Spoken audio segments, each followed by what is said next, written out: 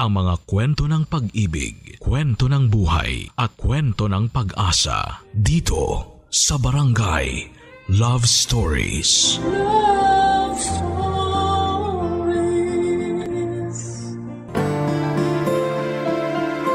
May mga bagay na dapat pagdesisyonan ng talagang kailangang paulit-ulit na pinag-iisipan. May mga bagay naman na kahit na hindi pag-isipan ay mapagdidesisyonan sa pamamagitan ng pakiramdam. Ikaw, kabarangay, ano ang mas lamang sa pagdidesisyon mo? Ang utak mo ba o ang iyong puso? Dear Papa Dudut, ako po si Elias, 27 years old na sa kasalukuyan. Ang akin pong kwento ay nangyari noong ako ay 25 years old pa lamang. Isa akong empleyado ng isang kumpanya sa Makati, taga Caloocan po ako at halos malapit lang sa monumento. Pero kailangan mag-jeep para marating ang LRT. Kaya nung nagtrabaho po ako ay lumipat na din ako sa Makati. Kasama ko po sa bahay ang aking girlfriend na si Miranda. Kaedad ko siya at 2 taon na kaming magkarelasyon noon. Masasabi ko po na napaka-independent ni Miranda at napaka-outgoing din niya. Parang hindi siya sanay pag nasa bahay lamang siya. Mahal ko po si Miranda at alam kong kahit na ganun siya ay ako lang naman ang mahal niya. Sa magulang ko nga po pala ay si tatay na lamang ang naiwan dahil si nanay ay nawala na din noong 18 years old pa lamang ako. Nagkasakit ng malubha si nanay at hindi na naagapan noong malaman namin ang kalagayan niya. Si nanay pala ay may matagal nang nararamdaman at iniinda. Pero tinitiis niya at hindi sinasabi sa amin. Papadudot noong panahon na yon ay 1 taon pa lamang ang aking kapatid na si Simon. Opo, papadudot. Ganun po kalayo ang agwat naming magkapatid. 17 years po. Bata pa si Simon ay parang mas ako ang tatay niya dahil si tatay ay madalas na nasa trabaho. Sobrang close namin ni Simon, kapag hindi siya sumusunod ay kailangan pang sabihin sa akin ni tatay para ako ang magsabi kay Simon at sa kanya susundin. Kahit po noong wala na ako sa bahay ay kailangang tawagan ako ni tatay kapag sinusumpong na naman ng kulit at tigas ng ulo si Simon. Ewan, papadudot. Ganon yata talaga kapag medyo mataas ang IQ ng bata, madalas ay ayaw magpatalo.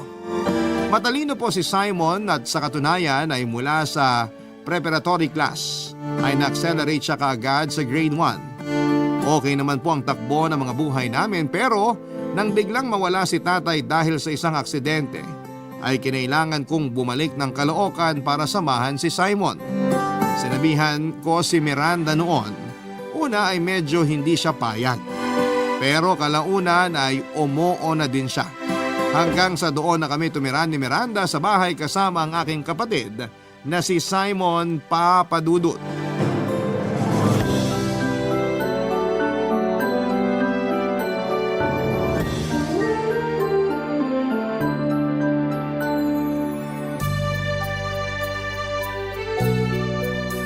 Kamusta ka, Simon?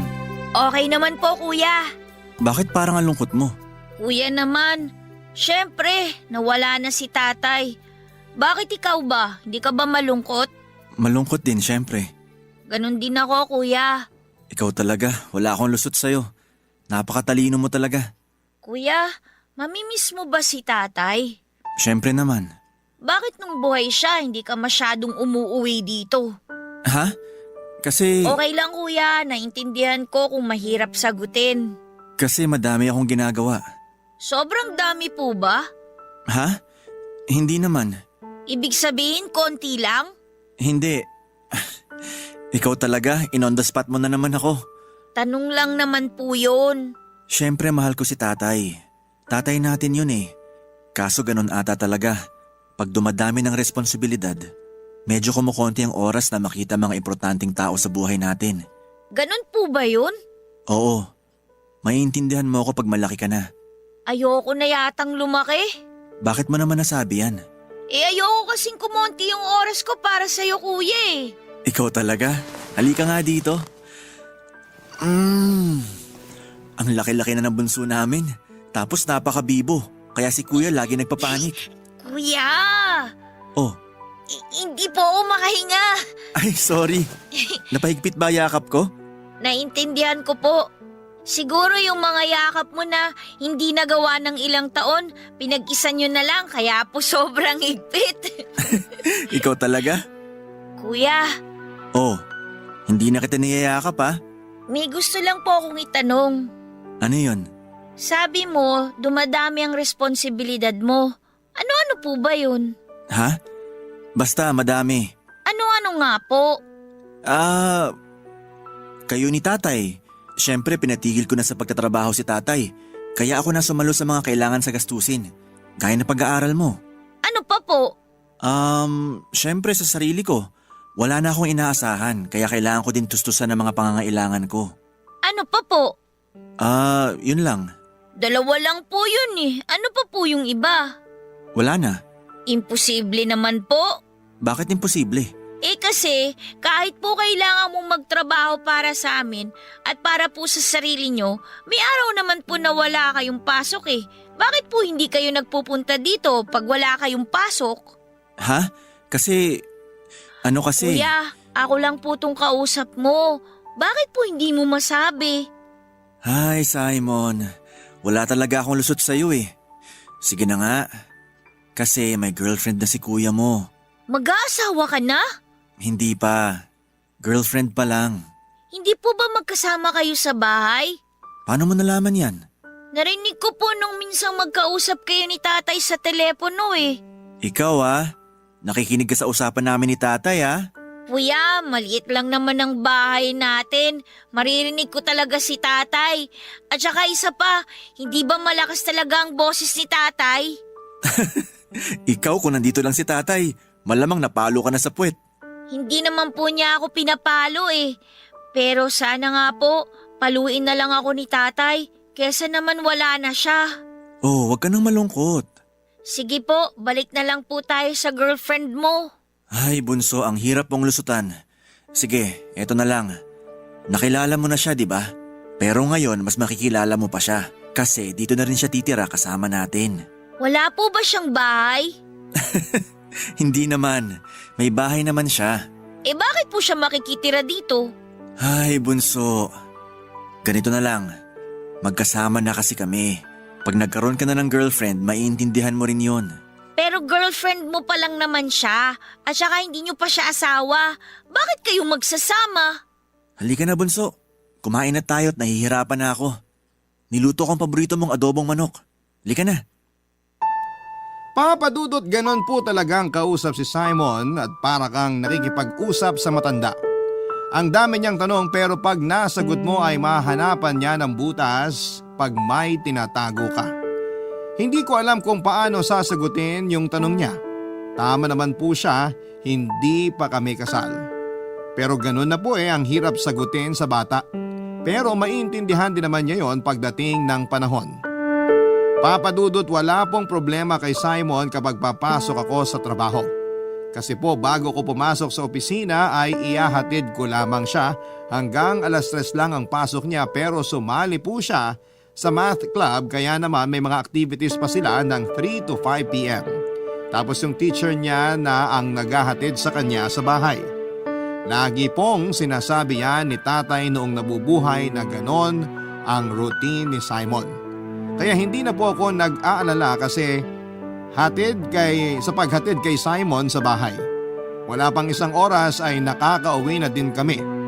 Sinabi ko pong kami kasi nga po ay may mga ilang araw lang ay sumunod na ang girlfriend ko na si Miranda sa bahay para doon na manirahan.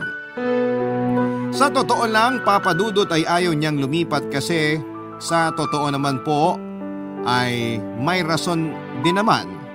Kaya ako nangupahan sa Makati ay para hindi pagod sa biyahe kaya naiintindihan ko po siya doon. Pero ang pinakarason niya po talaga ay sa Makati sila nagkikita-kita ng mga kaibigan niya para gumimik. May hirapan na daw siyang magbiyahe papadudot. Madali lang naman ang biyahe, isang jeep palabas ng LRT tapos pagbaba ng LRT Buendia, isang jeep na lamang din papunta sa opisina niya. Gusto ni Mirandang mag-taxi kami palagi kaso ay mauubos naman ang sweldo kung pang-taxi lang sa pang-araw-araw. Ang nakakapagod lang naman sa biyahe ay yung hirap sumakay dahil nga po sa rush hour ang papasok at pauwi. Siya po pala pag pasok lang napapasabak sa rush hour kasi nga po ay nakikipagkita siya sa mga kaibigan niya pagkatapos ng trabaho.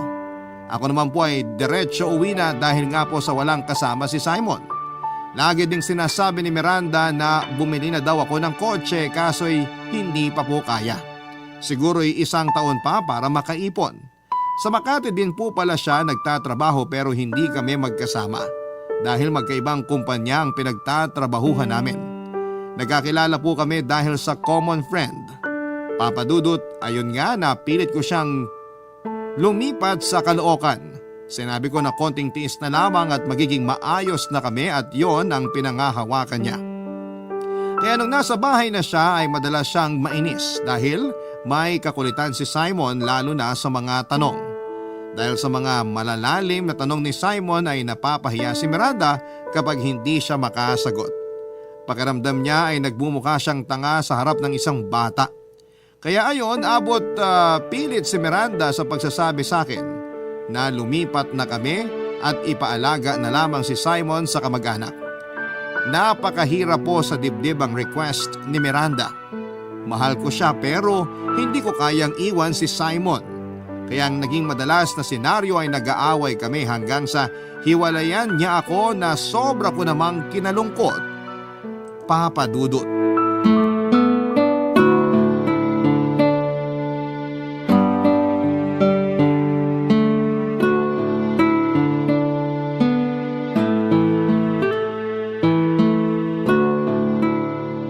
Kuya, okay ka lang? Huwag mo akong intindihin. Nagawa mo na bang assignment mo? Kanina pa po sa school, bago ako ihatid ni Teacher Stephanie, ginawa ko na. Mabuti. Sandali na lang yung kanin, kakain na tayo. Hindi mo pa po sinasagot yung tanong ko. Ano nga bang tanong mo? Kung okay ka lang po ba? Okay lang ako. Wrong answer ka, kuya. Anong wrong answer? Hindi ka po okay. Bakit mo naman nasabi yan?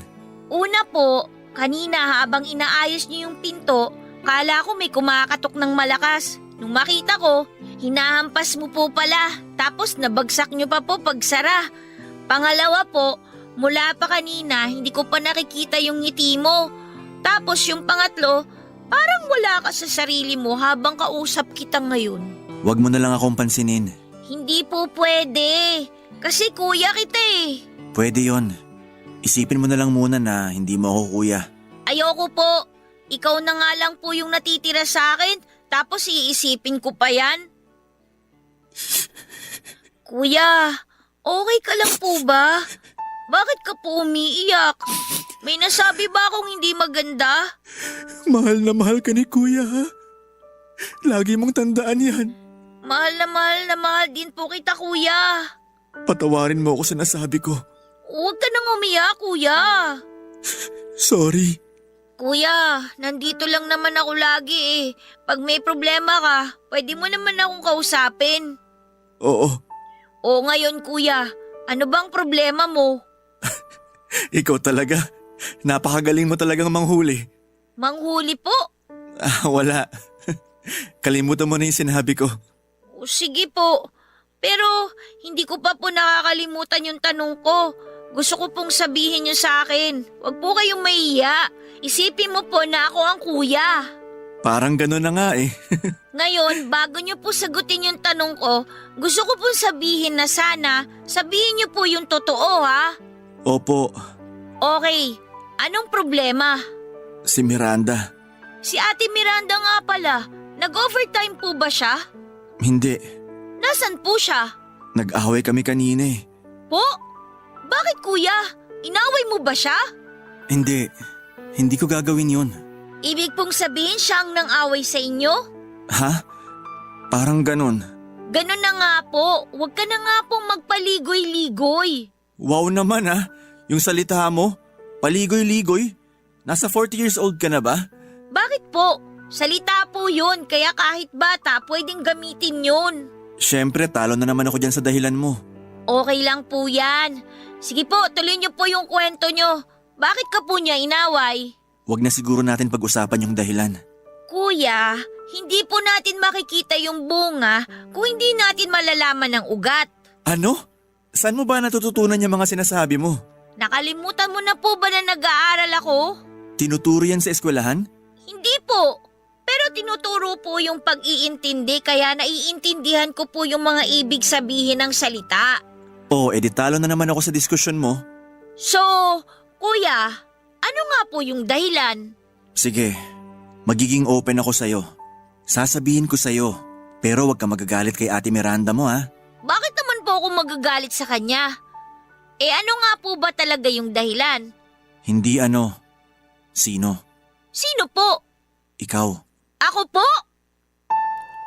Papa Dudut, hindi ako makapagsinungaling sa kapatid ko. Bukod sa dahil mahal ko siya ay sigurado akong malalaman niya din naman ang kadahilanan. Napakatalino ng kapatid ko, Papa Dudut, kaya hindi ko siya manloloko sa mga idadahilan ko na kasinungalingan. Nagulat siya na may naggagawa pala siya na ikinasasama ng loob ni Miranda. Pero sa totoo lang ay nahihiya ako para kay Miranda. Kasi 8 taong gulang pa lamang si Simon pero ang reaksyon niya ay parang may kaaway siyang matanda. Hindi ko na lamang din masyadong pinansin kasi mahal ko din si Miranda. Siguro kaya siya ganon ay dahil din sa pagmamahal niya sa akin. Papa Dudut, hindi ko alam na gumagawa pala ng paraan si Simon para sa amin ni Miranda. Dahil sa nalaman niyang siya ang dahilan ng pag-aaway namin, ay siya na din ang kumikilos para ayusin ang lahat ng gusot. May sariling cellphone si Simon, dating cellphone ni tatay. Alam niya din kung paano gamitin ito. Tinatawagan niya pala si Miranda pero hindi siya sinasagot. Gusto pala ni Simon na mag-sorry kay Miranda. Kahit na hindi niya maintindihan kung anong nagawa niya para mainis si Miranda ay magsosorry pa din siya dito. Hindi ko din alam kung paano niya nalaman ang numero ni Miranda nang hindi tinatanong sa akin. Pero nalaman pa din niya. Dahil gusto niyang ayusin daw ang problema na siya ang dahilan. At dahil siya naman daw ang dahilan ay siya lang din ang makakapag-ayos. Dahil din sa hindi sinasagot ni Miranda ang mga tawag ay ilang beses palang nag-message si Simon sa kanya na humihingi ng tawad. Sa dami ng messages, siguro ay nakulitan na si Miranda kaya naman sumagot na ito. Nag-message siya kay Simon na hindi na siya babalik sa bahay namin at hindi na daw kami, Papa Dudut, magkakabalikan. Hindi alam ni Simon kung paano sasagutin ang mensahe ni Miranda na yon. Bagay na nakakalito para sa isang bata. Barangay Love Stories. Barangay Love Stories. Papa Dudut, sobrang guilty ni Simon pero ayaw niyang sisihin ang sarili niya dahil makakapagpahina daw sa kanya kapag sinisi niya ang sarili niya. Kaya kahit na-reject siya ni Miranda ay nag-isip pa siya ng ibang paraan para hindi na ako malungkot pa. Sa isip niya ay desidido na si Miranda na hindi ako balikan. Kaya ang naisip ni Simon ay ang hanapan ng kapalit si Miranda na dapat ay match na match sa akin. Papa Dudut, hindi ko alam noon ang mga ginagawang yon ni Simon para sa akin. Nalaman ko na lamang noong kalaunan. Pero ayun nga po, naghanap siya ng imamatch sa akin na dapat ay pasok daw sa personality ko. Yung maiintindihan ako at maiintindihan ko siya. Ewan, Papa Dudut. Hindi ko alam kung alien ba ang kapatid ko sa pag-iisip niya. Ayun nga po, nalaman ko na lamang na may kandidato siyang napili. Una ay ang nanay ng isa niyang kaklase na byuda na. Pangalawa ay ate ng isa sa mga kaklase niya na nasa 19 years old na noon. Pangatlo ay ang teacher niya, yung laging naghahatid sa kanya pauwi, at ang pang-apat ay ang lady guard ng eskwelahan. Papa Dudut, hindi ko na naitanong noon ang mga criteria niya kung paano siya mamimili pero na-eliminate niya isa-isa ang mga kandidato niya at ang natira ay ang teacher niya na si Teacher Stephanie.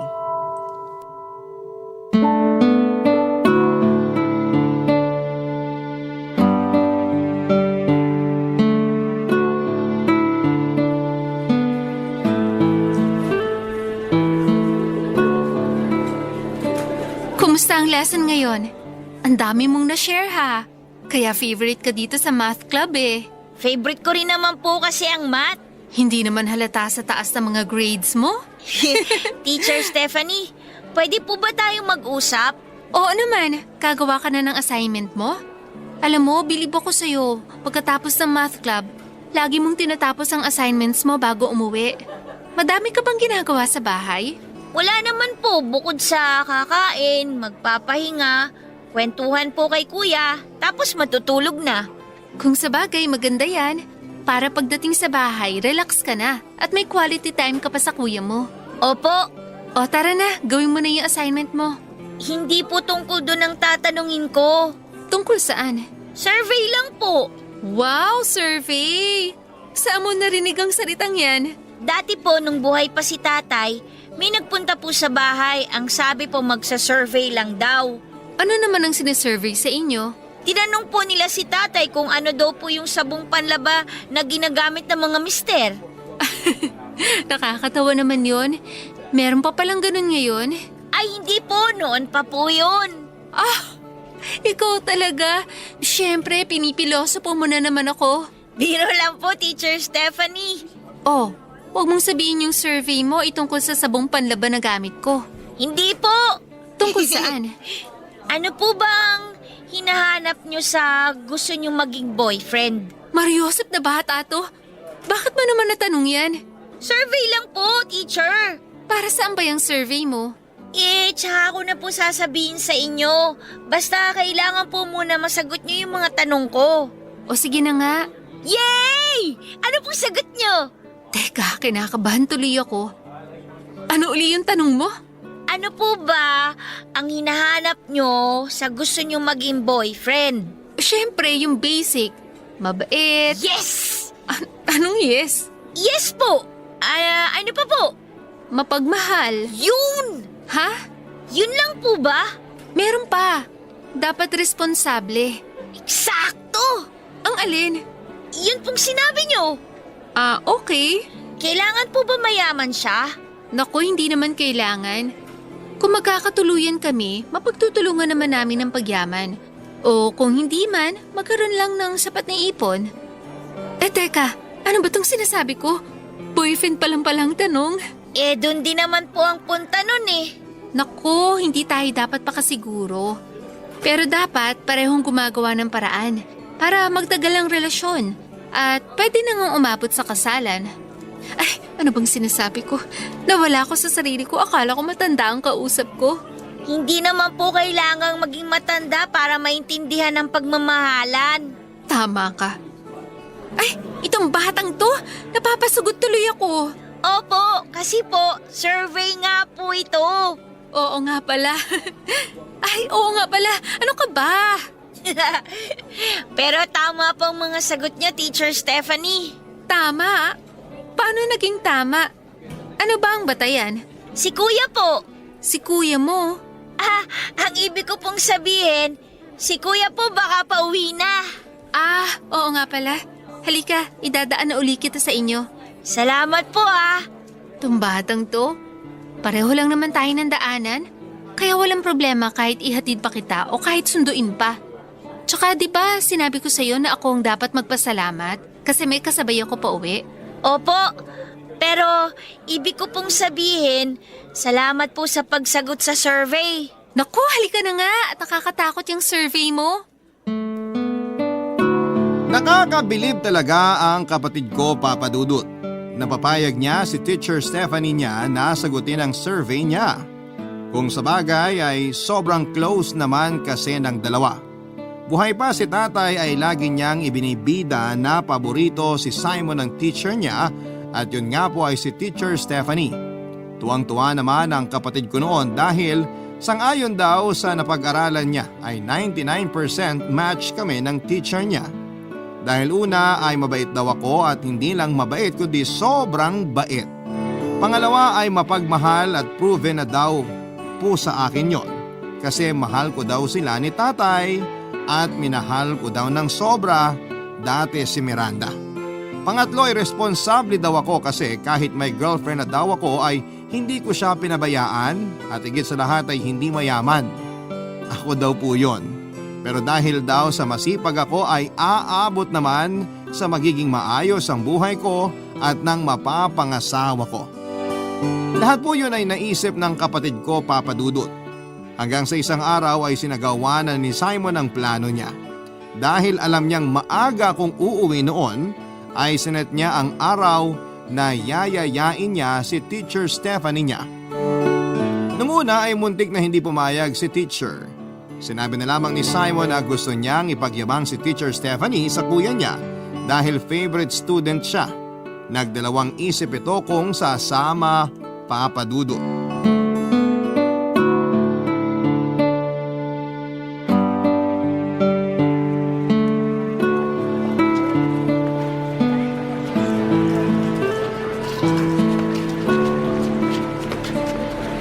Simon, siguro sa ibang araw na lang ako pupunta sa inyo. Teacher, please po. Ngayon ka na po pumunta. Bakit ngayon? Kasi po, ngayon lang po uwi ng maaga si kuya para po maabutan niyo po. May atraso ba ako sa kuya mo? Wala po. Gusto ko lang po kayong ipakilala na kayo po yung favorite teacher ko. Yun lang pala. Sa ibang araw na, nahihiya ako. Bakit po ayaw niyong pumunta sa bahay? May atraso po ba kayo kay kuya? Ha? Wala ah. Ano naman ang magiging atraso ko? Wala naman po pala Kaya sama na po kayo. May ibang araw pa naman siguro na maaga uuwi ang kuya mo. Siguro sabihin mo na lang sa akin in advance para alam ko. Ngayon na po. Bakit ba? Kasi bumili na po ako nitong tinapay at kape. Oh, ano naman ang kinalaman ko sa pasalubong mo sa kuya mo? Hindi po to para kay kuya. Para po to sa inyo. Ang binili ko nga po yung paborito niyong tinapay Ha?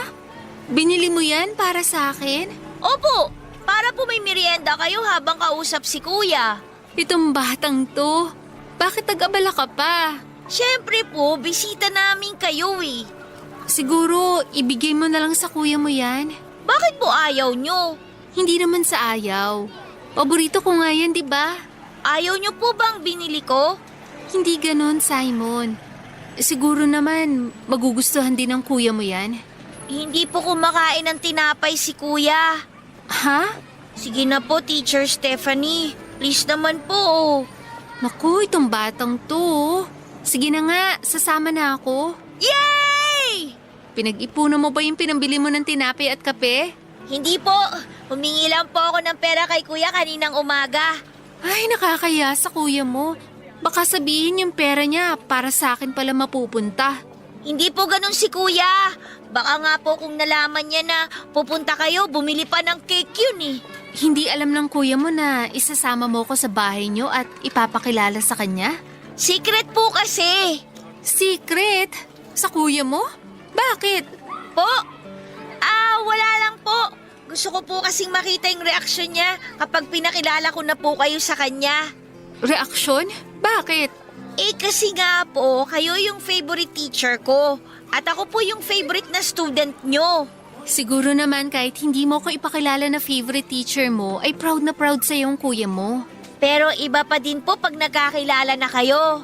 Anong iba dun? Kasi po, makukwento nyo sa kanya ng personal kung kumusta na po ako sa school. Pag nakikita niya ang grades mo, sigurado sapat na yun. Iba pa din po yun, teacher. Kaya, salamat po, Teacher Stephanie Saan? Kasi pupunta po kayo sa bahay. Naku, ikaw nga ang gumastos dyan, ikaw pa ang magpapasalamat. Hindi po akong gumastos. Remember po, pera ni kuya yung pinambili ko dito. Huy, baka sabihin pinagtatawanan natin ng kuya mo. Sino po magsasabi?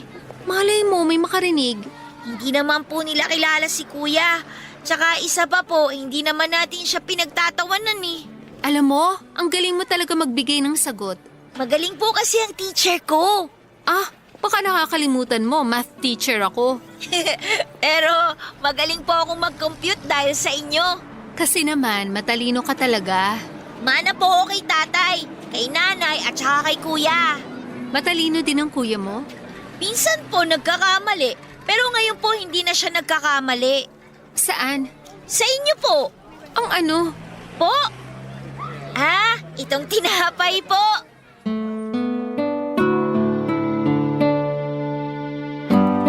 Papadudot na kumbinsi po ni Simon ang teacher niya na magpunta sa amin.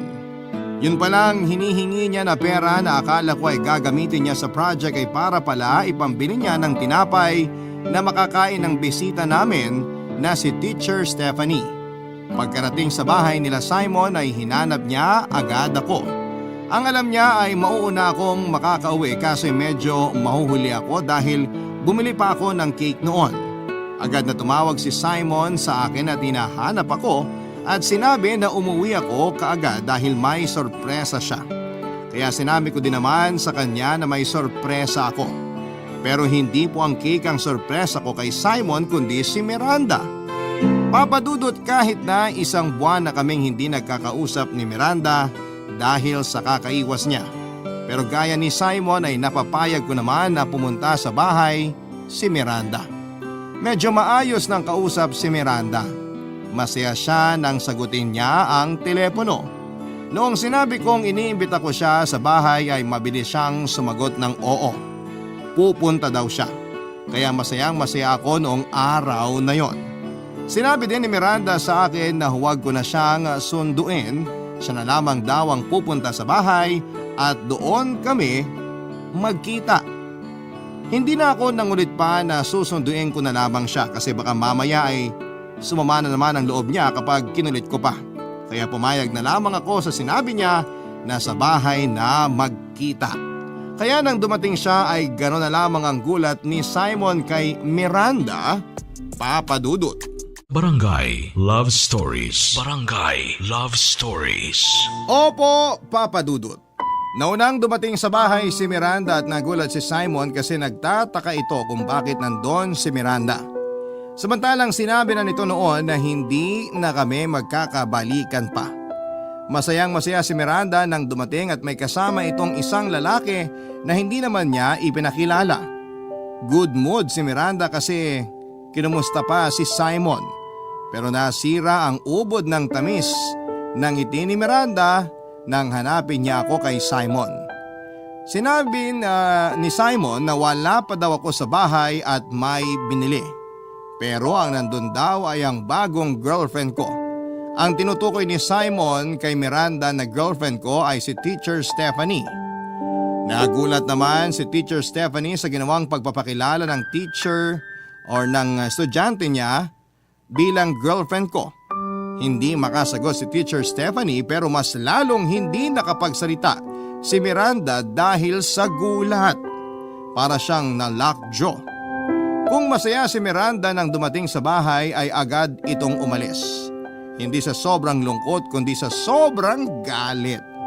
Si teacher naman ay gulong-gulo at tinanong si Simon kung ano ang nangyayari. Sakay kinuwento ni Simon sa teacher niya kung sino si Miranda at kung ano ang ginawa nito sa akin. Ako naman papadudot na walang kamalay-malay sa mangyayari sa bahay ay sobra din ang saya. Dahil sa isip ko ay maayos ko na ang lahat dahil magkakausap na kami ni Miranda na hindi ko naman pala aabutan sa bahay papadudot.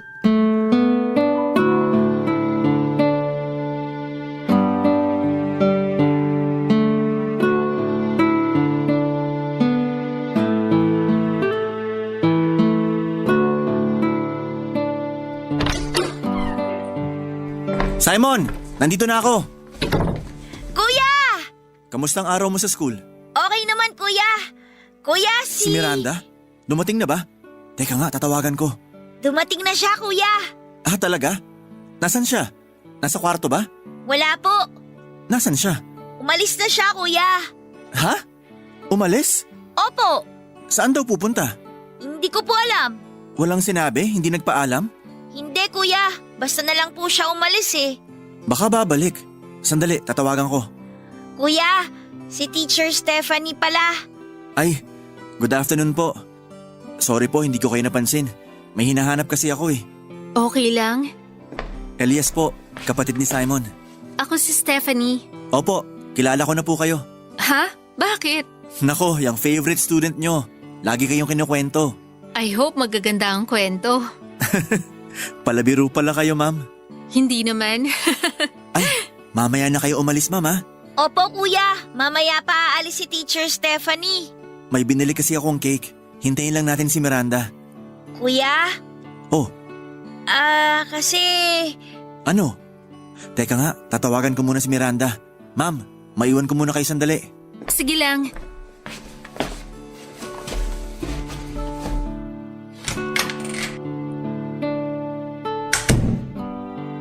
Okay ka lang po, ma'am? Okay lang ako. Bakit hindi mo sinabi sa kuya mo na umalis na si Miranda at galit? Malalaman naman po niya yun eh.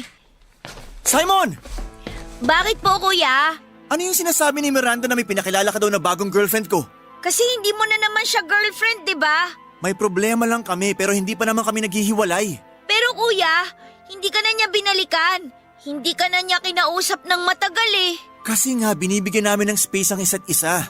Ano na naman ba to, Simon? Sir, sandali. Baka pwedeng huminahon kayo. Paano ko hihinahon, ma'am? Simon, anong ginawa mo? Sir, bata lang po yan. Medyo kumalma naman kayo. Sandali, ma'am. Nakikialam na kayo sa amin eh. Hindi naman. Pinapaalalahanan lang kita. Sino bang sinabi mong girlfriend ko, ha, Simon? Sir naman, yung boses nyo. Sandali. Ikaw ang nandito. Ibig sabihin ikaw ang sinabing girlfriend ko? Hindi naman sinasadya ni Simon. Kasi medyo agresibo yung babaeng dumating. Anong klase pangangatwiran yan? Yan ba tinuturo niyo sa kapatid ko? Huwag naman ganyan, sir. Nagpapaliwanag lang ako. Kaya siguro nagkaganyan ng kapatid ko. Baka kung anong tinuturo niyo. Sobra naman yata yan. Alam niyo, umalis na kayo dito sa bahay ko. Kuya, sorry po. Kuya, wag ka na po magalit. Wala pong kasalanan si Teacher Stephanie. Kuya, sorry po. Simon, Tala, huminahon ka. Oh, bakit ka nanginginig? Simon! Simon! Bakit naninigas ang katawan mo? Simon! Sorry. Sorry na pagtasan kita ng boses. Hindi galit si Kuya. Hindi sinasadya ni Kuya. Mahal ka ni Kuya, Simon. Papa Dudut, hindi ko alam kung ano ang pumasok sa akin at nasigawan ko ang teacher ng kapatid ko at napagtasan ko din ng boses ang kapatid kong si Simon na 8 taong gulang pa lamang. Papa Dudut, hindi ko alam ang gagawin ko at nagne-nervous breakdown ang kapatid ko. Iyak lamang siya ng iyak at hindi ko kayang may mangyari sa kanya. Hindi ko alam ang gagawin ko kapag may nangyari. Dinala ko kaagad siya sa doktor at sobrang halo-halo ang nararamdaman ko pero nangibabaw ang guilt, Papa Dudut. Hindi ko na naalala na nandun pala yung teacher ni Simon nung itakbo ko sa doktor ang kapatid ko ay iniwan na namin si Teacher Stephanie sa bahay.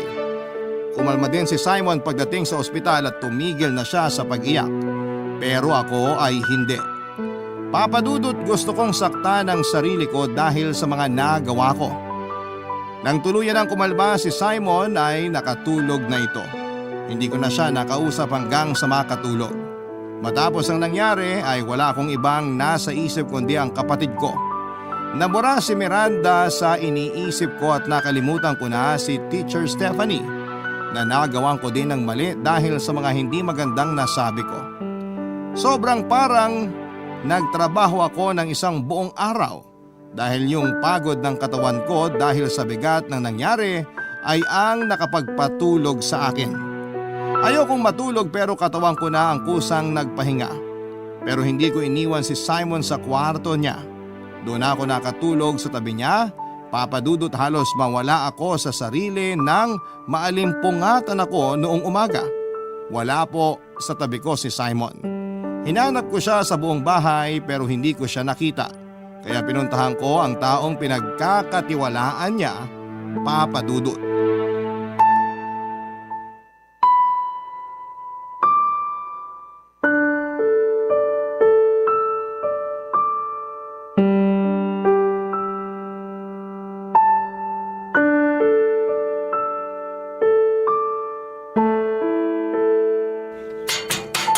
Tao po! Teacher Stephanie! Sino yan? Teacher Stephanie, si Elias po. Elias? Kapatid ni Simon? Opo. Kumusta si Simon? Ma'am, tulungan niyo ako. Nawawala si Simon. Ha? Anong ibig mong sabihin? Pagkagising ko kanina, wala na siya sa tabi ko. Ma'am, tulungan niyo ako. Hanapin natin siya sa mga kaklase niya. May nakita akong directory nila ng buong klase nila. Napuntahan ko na lahat ang nakalista doon pero wala siya sa mga kaklase niya. Diyos ko, saan naman pupunta yun? Doon sa may puno sa likod ng eskwelahan. Doon siya palagi nagpupunta, baka nandun siya. Tara, puntahan natin. Sige po, ma'am. Diyos ko, iligtas mo po si Simon. Kasalanan ko to. Lakasan mo ang loob mo. Ang importante ngayon ay mahanap muna natin siya. Sorry, ma'am. Sa mga nasabi ko sa inyo. Kalimutan mo na yon. Si Simon ang isipin natin ngayon. Ano bang ginawa ko? Diyos ko po. Ang kapatid ko. Minahon ka. Simon. Eto na, nasa eskwelahan na tayo. Sana nandito siya. Manong guard, kasama ko siya. Bilisan natin. Ayun, doon sa likod ng puno na madalas ang pagpahingahan. Tara na doon. Ayun siya! Simon! Simon! Huwag kang tumakbo, kami to! Si Teacher Stephanie to! Simon! Patawarin mo ako. Parang awa mo na. Sige, ilabas mo lahat ng galit mo kay kuya. Basta patawarin mo ako pag nalabas mo na lahat ng galit mo, ha? Simon, mahal ka naman ng kuya mo. Nabigla lang siya. Hindi naman po ako galit, kuya. Mali po ako kaya ayokong magalit ka. Kaya umalis na lang po ako. Wala kang kasalanan. Ako ang may kasalanan. Wala kayong kasalanan ni Teacher Stephanie mo. Simon, balik ka na sa dati. Walang galit sa'yo. Mahal ka ng kuya mo. Alam ko po. Kaya mahal ko din po si kuya. Gusto ko po masaya siya kaya naghanap po ako ng tao na magpapasaya po sa kanya. Yung hindi po siya aawain tsaka iiwanan. Alam ko yon, Simon. Nabigla lang ako nung makapagtaas ako ng boses. Hindi ko na uulitin yun. Pangako. I love you po, kuya.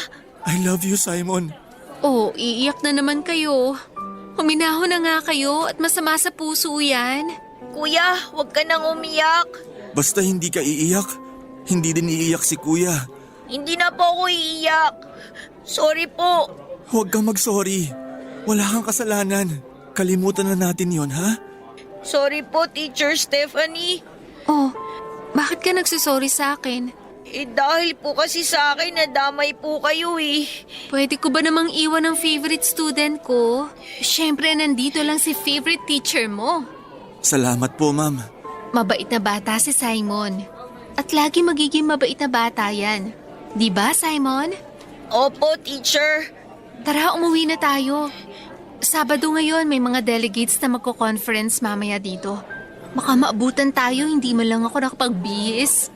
Kahit naman po nakapambahay ka po, teacher, maganda ka pa rin po. Talaga ba? Sige, para hindi mabawasan ang ganda ko, mangako ka na hindi mo na uulitin ang umalis ng walang paalam, ha? Hindi na po. Ma'am, sa bahay na kayo mag-almusal. Naku, wag na. Pero depende. Kung nandun pa yung paborito kong tinapay na binili ni Simon. Nandun pa po yun. Pati yung cake. Oh, ano bang hinihintay natin? Tara na! At parating na yung mga delegates. Halika na, Simon. Opo, kuya. Papadudot, hindi ko po talaga mapapatawad ang sarili ko kapag may nangyari kay Simon. Pasalamat talaga ako at may taong sobrang concern kay Simon. Kaya may nakatulong ako sa paghahanap sa kanya. Pero kahit natapos yung kabanatang yon, ay sumasagi pa din sa akin ang guilt kapag naiisip ko ang pangit na nagawa ko noong araw na yon. Kung maaari lang natanggalin sa kalendaryo ang araw na yon para lamang wala nang alaalang bumabalik sa akin. Papadudot, nagawa ko ang sigawan ng kapatid ko at ang teacher niya dahil kay Miranda. Na nang malaman ko, kaya pala siya sumagot sa akin na darating siya noong pinapunta ko siya sa bahay ay dahil may ipagyayabang pala siya sa akin. Papa Dudut, yung lalaking kasama niyang dumating sa bahay noon ay ang bago pala niyang boyfriend. Isinama niya pala upang tuyain ako at ipagyabang ang bago niyang boyfriend. Dahil sa kanya ay nagawa ko ang bagay na yon sa kapatid ko na hindi naman pala sulit na ipaglaban at ipagtanggol. Si Simon naman ay accelerated na naman sa grade 4 sa edad na 10. Mabuti na lamang ay nakarecover si Simon sa nangyaring breakdown niya. Ilang beses na counseling lang ang naging paraan namin para maayos ang lahat. Hindi na niya teacher si Teacher Stephanie, ibang grade naman ang tinuturuan nito. Pero favorite teacher at student pa rin sila sa isa't isa. Hindi na sila nagkakasama sa klase pero sabay pa din silang umuuwi.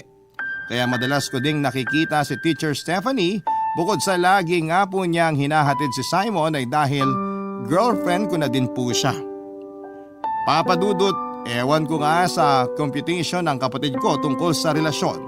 Pero napaka-accurate po nito dahil mahal na mahal namin ni Stephanie ang isa't isa at ang pinaka-importante ay mahal ni Stephanie ang kapatid ko na parang isang anak.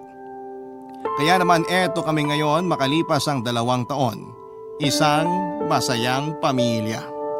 Oo nga pala Papa Dudut, nabalitaan ko din na iniwan si Miranda ng lalaking kasama niya noon sa bahay. Ang dahilan ay ayaw nitong kasama ang kapatid ni Miranda na nakikitira sa kanila. Ayaw ko na lang pong magsalita kung bakit nangyari sa kanya yon, pero ang masasabi ko lang po, kung mabuti o masama ang ginawa mo sa kapwa mo ay mabuti o masama din ang babalik sa iyo. Salamat po Papa Dudut sa Barangay LS 97.1 at nabigyan ninyo ng pagkakataon ng kwento ko na maitampok sa inyong programa.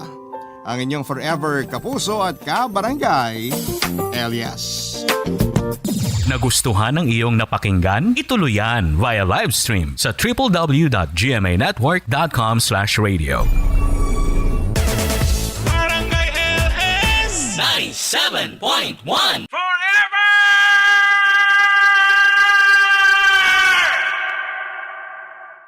Ang mga kwento ng pag-ibig, kwento ng buhay at kwento ng pag-asa dito sa Barangay Love Stories. Love Stories.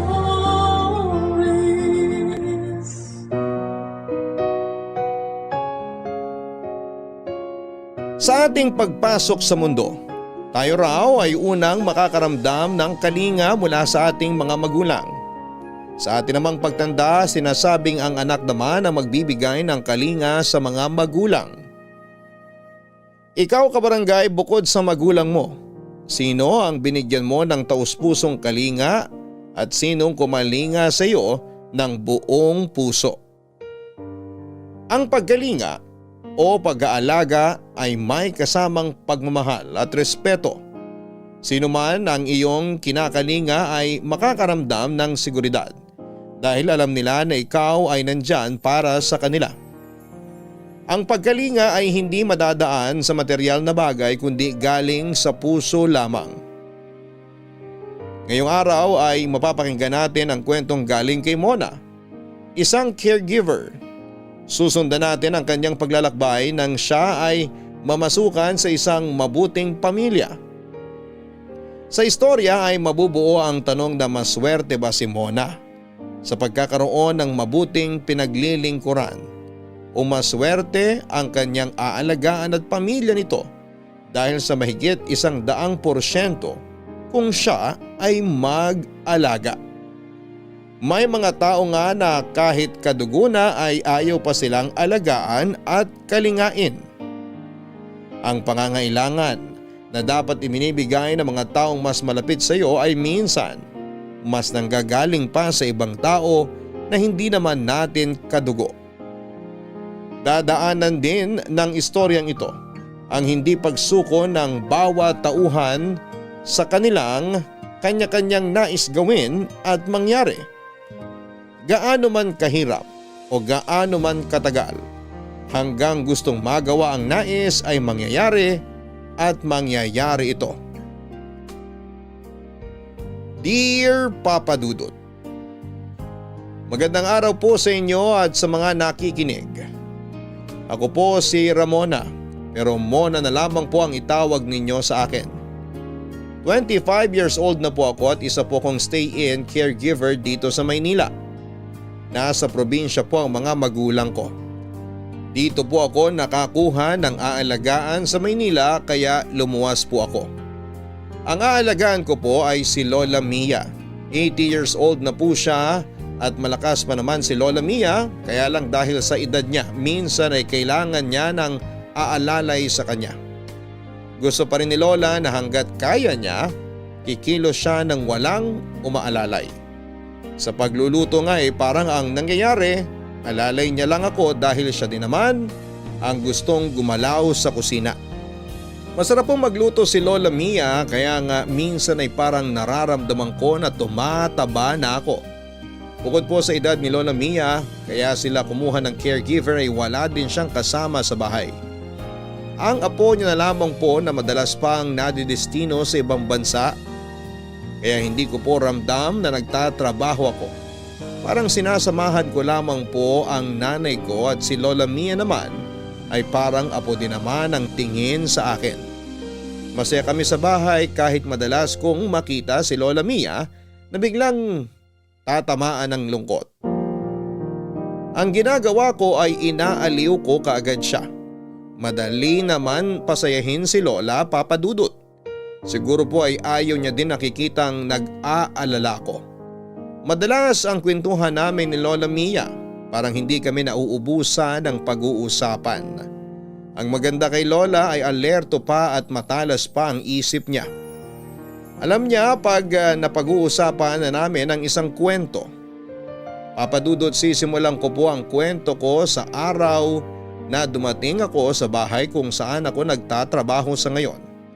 At yung pagkakataon na nakausap ko po yung taong kumuha sa akin para mag-alaga kay Lola Mia.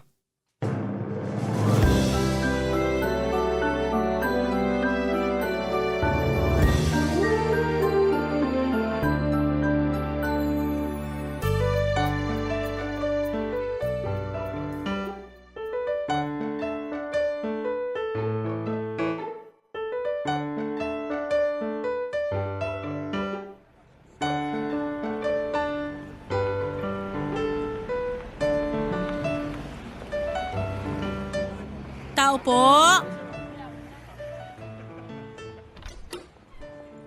Sino yan? Si Ramona po. Bukas ang gate, pumasok ka na lang.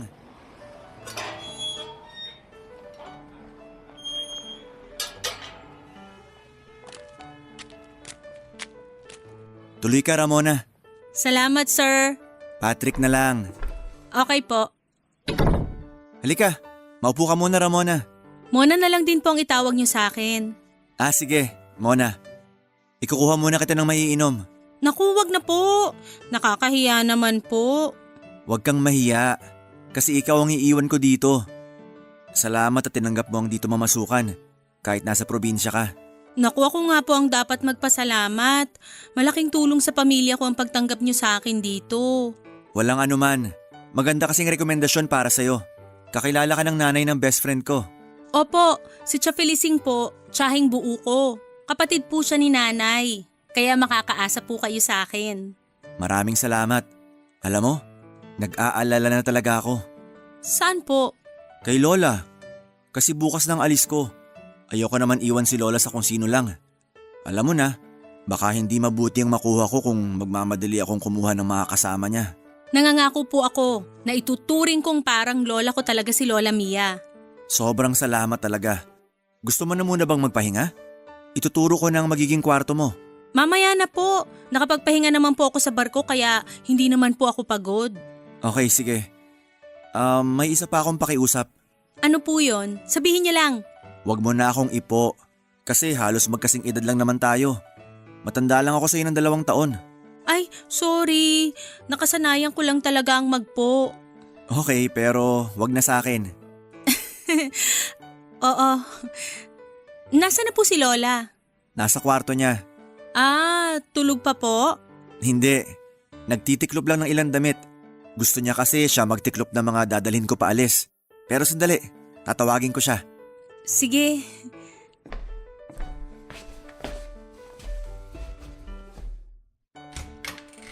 Lola? Oh, Halika na Lola. Ipapakilala kita sa makakasama mo. nariyan na ba siya? Opo, kadarating lang. Ay tara na.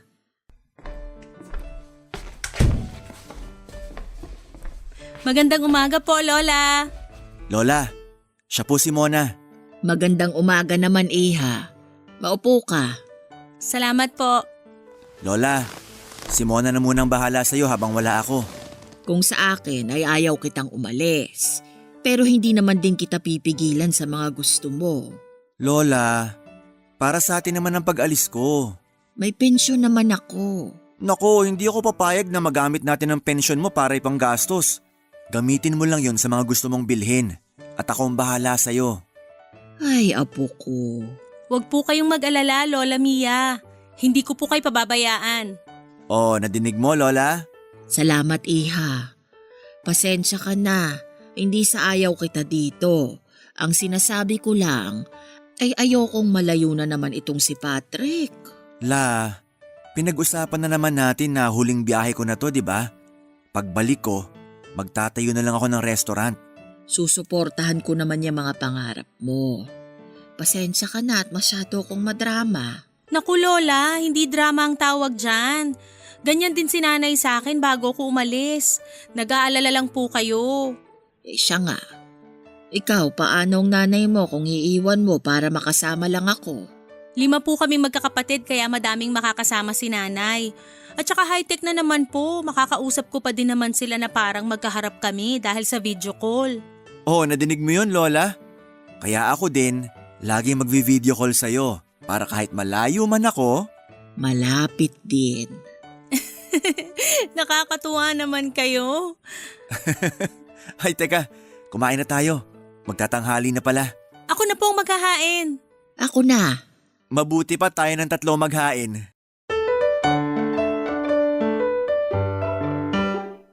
Masaya ang unang araw ng pagdating ko. Napakabait ng maglola. Madami kaming napagkwekwentuhan at nagtatawanan kami. Pero si Lola ay napapansin ko na biglang parang tatahimik. Sigurado na kaya siya gano'n ay dahil sa pag-alis ng apo niya. Hanggang sa dumating na nga ang kinabukasan, ang pag-alis ni Patrick. Kitang-kita ang lungkot sa mga mata ni Lola Mia. Naiiyak siya pero pinipigilan niya dahil ayaw niyang makita ni Patrick ang lungkot niya at baka mag-alala ito sa kanya. Hindi na kami naghatid sa airport at sasakay po muna kasi ng eroplano si Patrick papunta sa bansa kung saan nandoon ang barkong sasakyan niya. Kaya para hindi maapektuhan masyado si Lola Mia ay niyaya ko siyang magpunta sa plaza na malapit lang sa bahay nila. Papadudot ibinilin sa akin ni Patrick na sa tuwing lalabas kami ay isasakay ko sa wheelchair si Lola. Palalakarin pag gusto niya. Pero pag napagod dapat ay balik sa wheelchair. Kahit nakangiti si Lola Mia ay ramdam ko pa din ang lungkot niya. Ayoko namang ipakita na apektado ako at baka lalo siyang malungkot. Si Lola na pala kasi ang nagpalaki kay Patrick simula nang magkasunod na mawala ang mga magulang nito. Isa lang ang anak ni Lola at si Patrick lang ang kanyang naging apo. Kaya mahigit kalahati ng buhay ni Lola ay sila na ni Patrick ang magkasama papadudot. Pangilang alis na rin ni Patrick yon. Nung unang alis niya ay naaalagaan si Lola Mia ng naging kasambahay nila dahil mas malakas pa si Lola noon.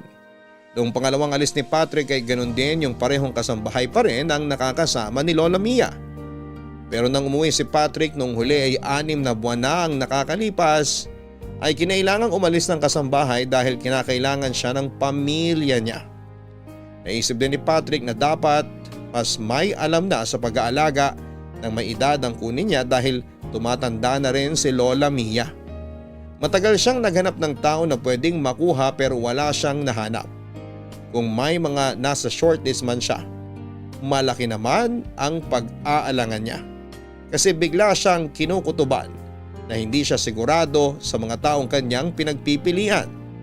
Kaya nga po nang irekomenda ako ng tiyahin ko na kaibigan naman ng nanay ng best friend ni Patrick ay hindi na siya nagdalawang isip, Papa Dudut.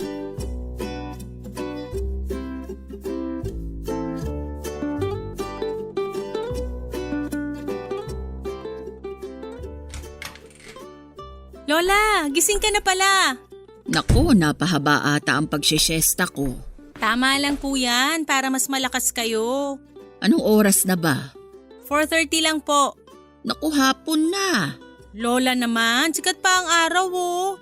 Tsaka 3:00 lang kayo nakatulog, kaya dapat sinapat nyo na 2 oras ang tulog. Naku, alam mo naman ako kahit kalahating oras na tulog parang bagong gasolinang kotse na lang ako uli eh.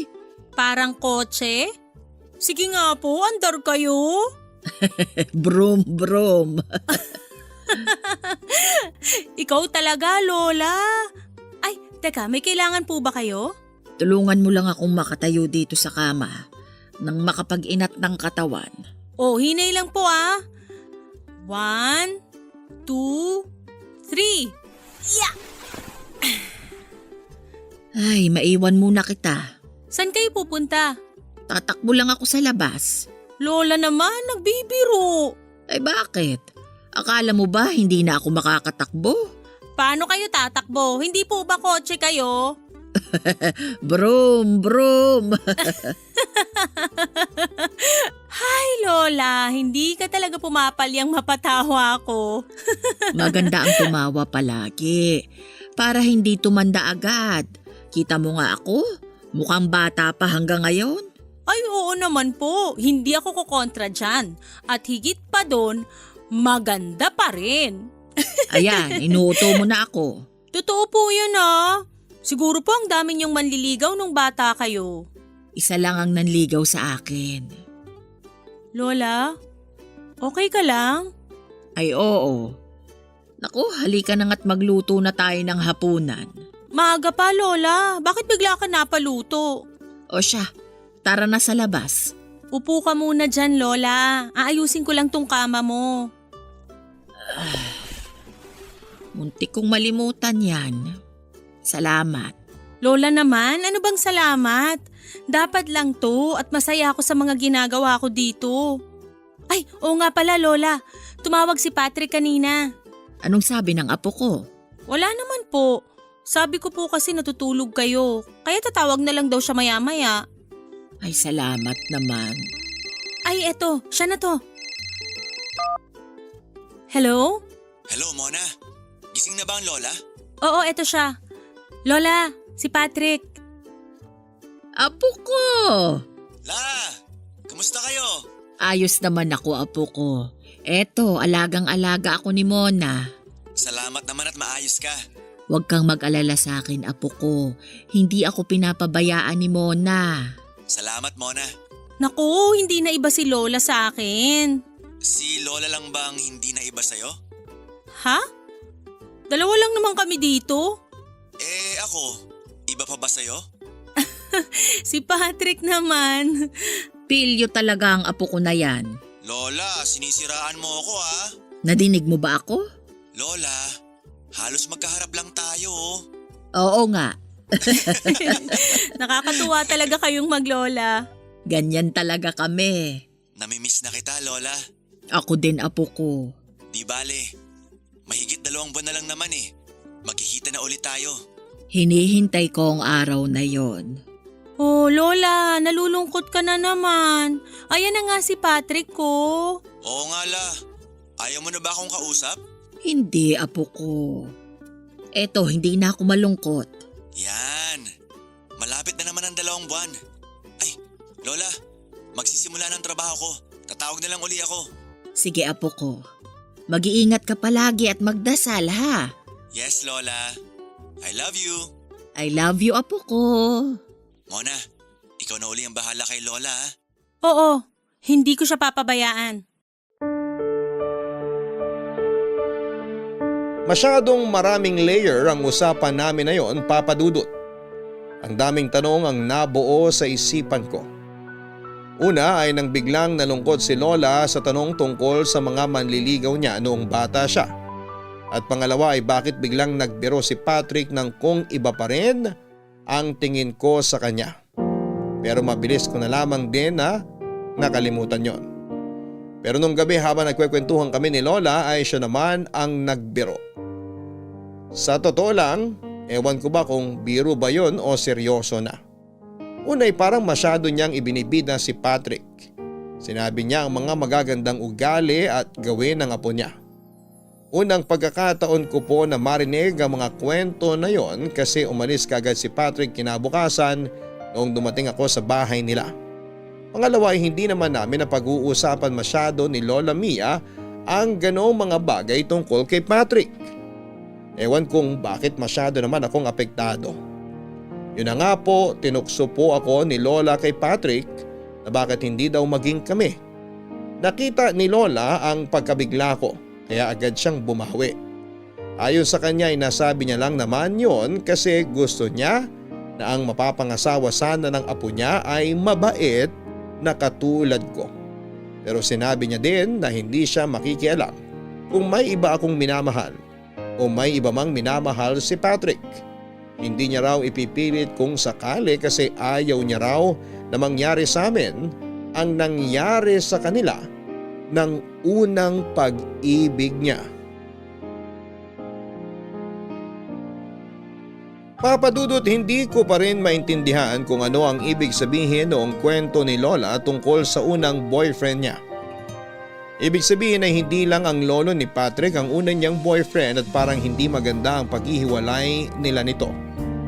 Kaso sa sobrang lungkot ni Lola Mia ay hindi na niya naituloy pa ang kwento tungkol nga sa unang boyfriend niya.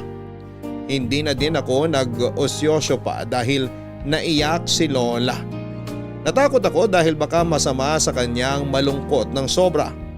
Agad ko siyang nilapitan at niyakap. Pinilit ko siyang pakalmahin. Nakita siguro ni Lola na sobrang nag-aalala ako kaya naman siya na rin mismo ang nagkalma sa sarili niya. Pero napakalaking tanong noon sa isipan ko. Kaya nasabi ko sa sarili ko na gusto kong malaman ang tungkol doon. Hindi naman para sa kung ano ang dahilan, kundi dahil gusto kong makatulong kay Lola Mia kung paano siya makaka-move on sa nangyari sa kanya. Pero depende po yun kung gaano kabigat ang kwento sa likod ng mga lungkot ni Lola Papadudot.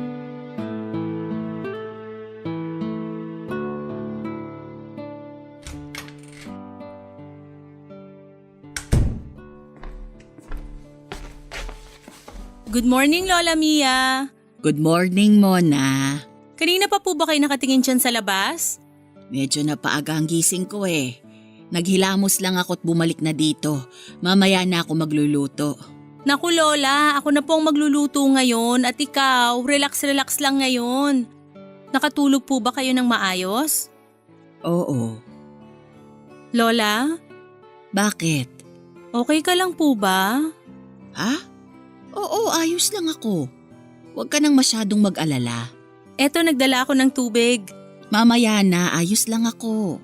Pasensya na po at may mga natanong ako kagabi na ayaw nyo pala. Naku, wala kang kasalanan. Ako nga ang nagsimulang magkwento eh. Pasensya ka na din sa akin ha. Wala naman po kayong ginawang mali. Minsan maganda rin naman mapag-usapan yung mga bagay na iniiwasan para makawala sa sakit ng nakaraan. Tama ang sinabi mo, Mona.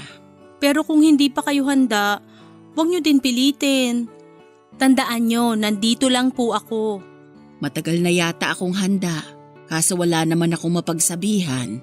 Makikinig po ako. Salamat, Mona. Sige Lola, pero minom ka muna ng tubig. Salamat. Sige Lola, nakikinig ako. Bakit po kayo nalungkot nung sinabi ko na siguro madami din kayong manliligaw noon? Sabi ko nga, iisa lang ang naging kasintahan ko. Lola, hindi ba yung lolo ni Patrick ang una niyong naging kasintahan? Hindi, si Berto ang una kong kasintahan. Mahal na mahal namin ang isa't isa.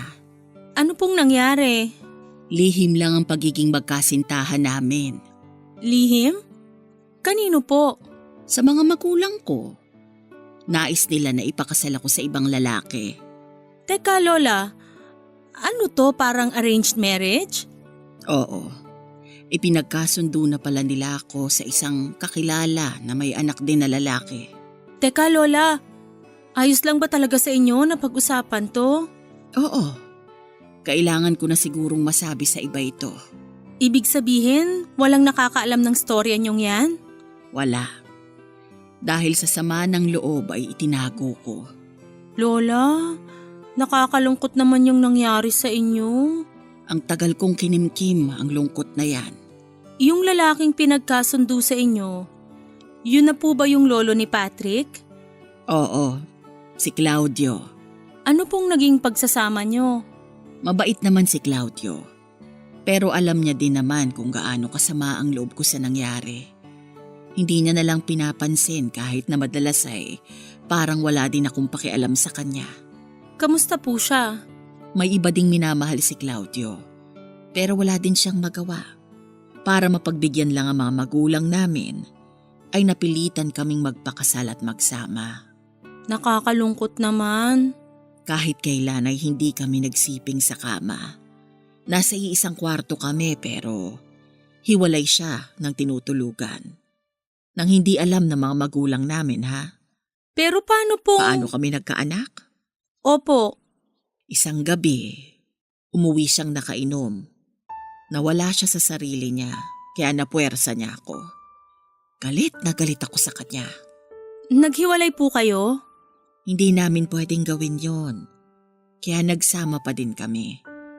Pero hindi kami nagpapansinan pag dalawa lang kami. Ako dahil namumuhuy ako sa kanya at siya naman ay dahil nahihiya sa akin. Paano nyo nakayanan yun? Hindi namin kaya.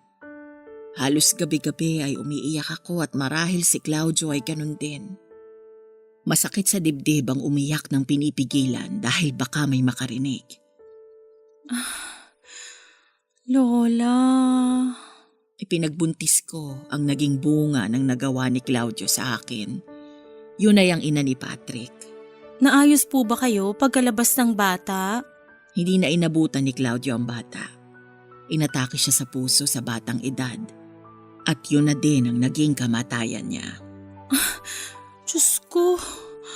Pinatawad ko na si Claudio noon.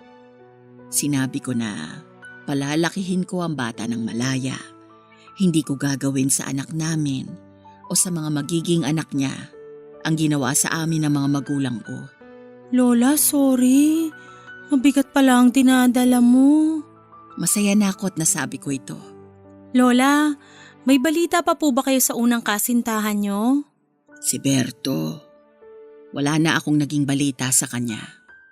Noong naghiwalay kami nang sabihin kong ikakasal na ako kay Claudio, ay sobrang sama din ang loob niya. Kaya nagpakalayo-layo siya at hindi na siya nagpakita mula noon.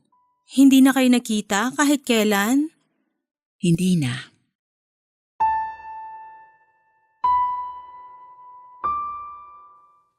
Papadudot niyakap ko ng mahigpit si Lola. Awang-awa ako sa kanya at umabot siya sa edad niyang yon na bitbit ang isang lihim na dinadala niya sa dibdib niya ng matagal na panahon. Pinalaki ni Lola Mia ang anak hanggang sa nakapangasawa ito. Kahit kailan ay hindi nakialam si Lola Mia sa kung sino ang tama o mali sa anak niya. Nagsasabi lang siya ng mga payo kung sakaling may makita itong problema. Naging masaya ang pamilya ni Lola Mia kasama ang anak, manugang at apo. Ang kasayahan ng mag-anak ang nagbibigay lakas kay Lola Mia para kalimutan ang masakit na nangyari noong siya ay bata pa. Subalit ang kasayahan naman ay magiging maikli dahil nga sa biglang pagkawala ng anak niya at ng asawa nito. Nawalang mag-asawa nang hindi nasundan si Patrick tulad ng kanyang ina, ay iisa lang din siyang naging anak ng mga ito. Kaya naman si Lola Mia ay iginugol ang lahat ng atensyon at pagmamahal niya kay Patrick, kaya ganoon na lang din ang pagmamahal sa kanya ng apo. Ngayong malaki na si Patrick, madalas na din itong nawawala dahil sa mga sariling responsibilidad. Kaya dahil sa madalas nangungulila, ang mga kinalimutang alaala ni Lola Mia ay muling nagbabalik. Natatakot siya na bubuo na ng sariling pamilya ang apo at magiging mag-isa na lamang siya. Kaya naapektuhan na naman siya tungkol sa mapait na paghihiwalay nila ni Lolo Berto, ang unang pag-ibig ni Lola Mia.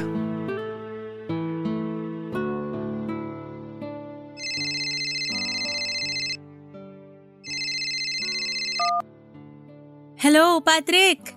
Kumusta kayo dyan? Okay naman kami dito. Si Lola, tulog ba? Oo eh. Sige, hayaan na lang muna natin siya magpahinga. Parang may extend ako ng 6 months dito. Kasi sayang eh. Ha? Pero baka malungkot ng sobra si Lola Mia. Bakit naman? 6 months lang naman. Kasi May nangyari ba? nagkakwentuhan kasi kami tungkol sa nakaraan. Nakaraan? Oo, nung kabataan niya. May alam ka ba sa kwento niya? Oo. Ang alam ko maaga nawala si Lolo kaya nalungkot si Lola Mia. Pero hindi niya pinabayaan si Mami. Eh yung tungkol sa mas maaga pang kwento bago nawala yung lolo mo. Hindi ko maintindihan. Ibig kong sabihin, may alam ka ba bago sila nagpakasal ng lolo mo? Wala. Basta ang nakwento lang sa akin, yun nga. Inatake sa puso si Lolo bago pa man maipanganak si Mami. Ah, okay. Oo nga, ngayon ko lang naisip. Bakit hindi namin napag-usapan nung panahon na nanliligaw pa lang si Lolo sa kanya? Kasi hindi naman nanligaw ang lolo mo. Ha? Paanong hindi? Huwag mo sanang sabihin kay Lola Mia na naikwento ko sa'yo ha. May matagal na palang bitbit na bigat sa dibdib ang lola mo. Dahil sa naitanong ko, yun, naikwento niya. Sa unang pagkakataon nakwento niya yung alaala na matagal na niyang kinalimutan. Anong tungkol doon? Anong alaala? Na ang lolo at lola mo, pinagkasundo lang ng mga magulang nila. Ganun ba? Ganun siguro dati, no? Sa palagay ko nga, Pero nagmahala naman sila ni Lolo matapos silang ipagkasundo. hindi eh. Nangyari na lang yung pagmamahala nung mawala na yung lolo mo. Dahil sa pangako ni Lola Mia sa lolo mo na hindi niya gagawin sa mami mo o sa'yo yung ginawa ng mga magulang nila.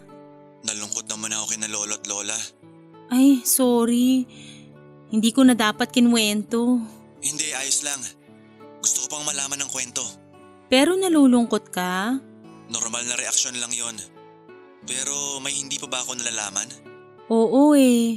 Ano yun? Bago sila pinilit magpakasal ng lolo mo, may kanya-kanya na silang minamahal. Anong ibig mong sabihin? May boyfriend na iba si Lola at may girlfriend na iba si Lolo? Oo, kaya ganun na lang yung nangyari sa kanila. Ang kawalang pagmamahal sa isa't isa. Mona? Po! Gising na si Lola. Pasukin ko sa kwarto ha. Sige, kakausapin ko din. Pangako mo ha na wag mo munang sasabihin na nagkwento ko. Sigurado naman kukwento niya sa'yo yun. Oo. Siguro kaya hindi namin napagkwentuhan dati kasi gusto ni Lola masaya lang ako. Mona, may kausap ka ba? Opo Lola, kausap ko si Patrick. Ah, ang apo ko. Hi Lola! Kumusta ka? Inaalagaan ka ba ni Mona? Nakukulang na lang kargahin ako at patulugin. Pinagtatawanan niyo akong maglola kayo ha. Biro lang. Ito kasing si Patrick eh. Oo. Bakit ako po? Hayaan mo na. Malayo ka naman dito. Hindi ka maaaway ni Mona. Ang kulit niyong maglola. Lola, ilang tulog na lang. Ano? Si Lola patay mali siya pa. Sabik ka na sa araw na yon. Huwag ka na mainip la. Malapit na tayong magkita. Matagal pa yun. Lola naman, ilang tulog na nga lang. Oy, wag mo akong utuin ha. Ano ako, bata? Opo naman Lola. Sa edad niyong yan, ang bata pa kaya ng itsura niyo. Ako nga'y wag ninyong pinasasakay sa mga ganyan. Matanda na ako para mauto pa.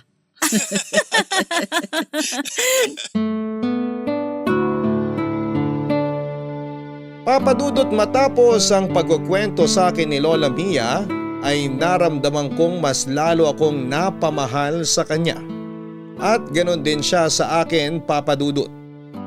Dahil sa pagtitiwala niya sa akin ng kanyang kwento, Papa Dudut, alam kong nasabi ko kay Patrick ang kinuwento ni Lola Mia.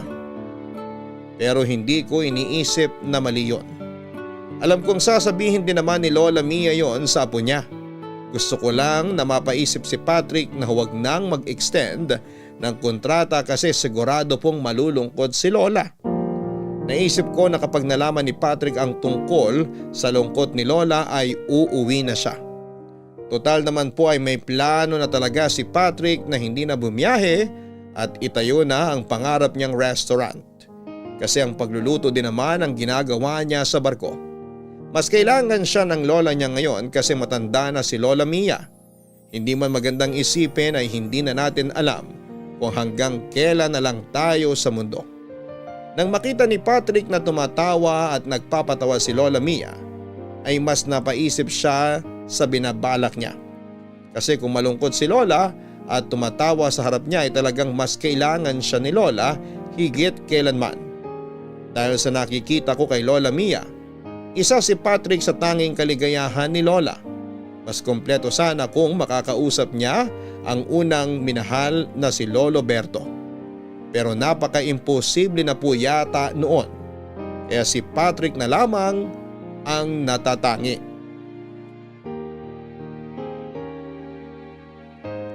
Papadudot ng panahon na yun ay malapit nang magkita ulit ang maglola. Mas excited pa ako kesa sa kanilang dalawa. Kahit na hindi ko alam kung kakailanganin pa rin ba nila ang serbisyo ko o hindi na pag-uwi ni Patrick. Basta ang mahalaga sa akin ay ang maging mas maligaya si Lola Mia. Nakikita ko ang pananabik ni Lola Mia sa pagdating ni Patrick pero hindi ko din nalalampasang makita ang lungkot sa mga mata niya, Papa Dudut. Alam kong may gustong mangyari sa Lola Mia at yon ay ang maisara ang hindi magandang kabanata ng buhay niya. Yun nga po ay si Lolo Berto. Pero saan ko naman siya hahanapin? Sigurado naman ako na wala siyang social media account. Pero sa isang banda ay ang daming baka naman ang pumasok sa isipan ko. Naisip ko na baka naman ginawan si Lolo Berto ng social media account ng anak o apo niya. O pwede rin namang teki si Lolo Berto at gumawa siya ng sarili niyang account. Kaya naisipan ko na maganda siguro kung simplihan ko na lamang ng tanong minsan si Lola Mia tungkol sa buong pangalan ni Lolo Berto. Doon ako magsisimula sa paghahanap. Sabi naman ng kasabihan ay walang imposible kung gagawa ng paraan. Papadudot na buo ang plano ko. Magpapaka-detective ako. Hindi po ako nakakasigurado sa gagawin ko ng mga oras na yon kasi papaano po kung wala na pala si Lolo Berto. Pero buo na ang isip ko noon. Susubok pa rin ako.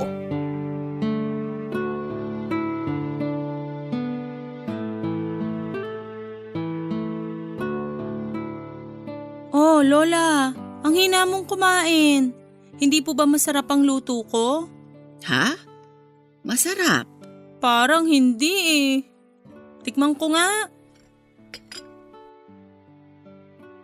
Ay hindi nga, kaya pala malungkot ka. Ano? Masarap naman ah.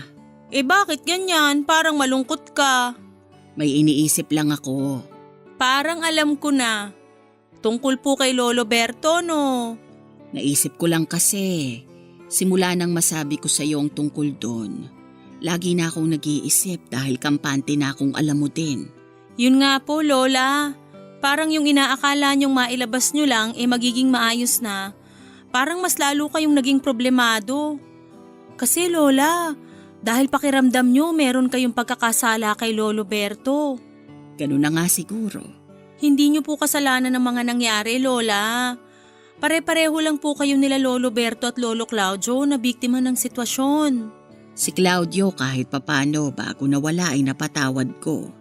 Sana ako din. Bago mawala, ay mapatawad ni Berto. Lola, wag nga kayong magsalita ng ganyan. Ang lakas-lakas niyo eh.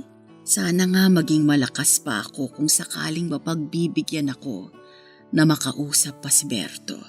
Lola, maniwala kayo na darating ang araw na yan. Hari nawa.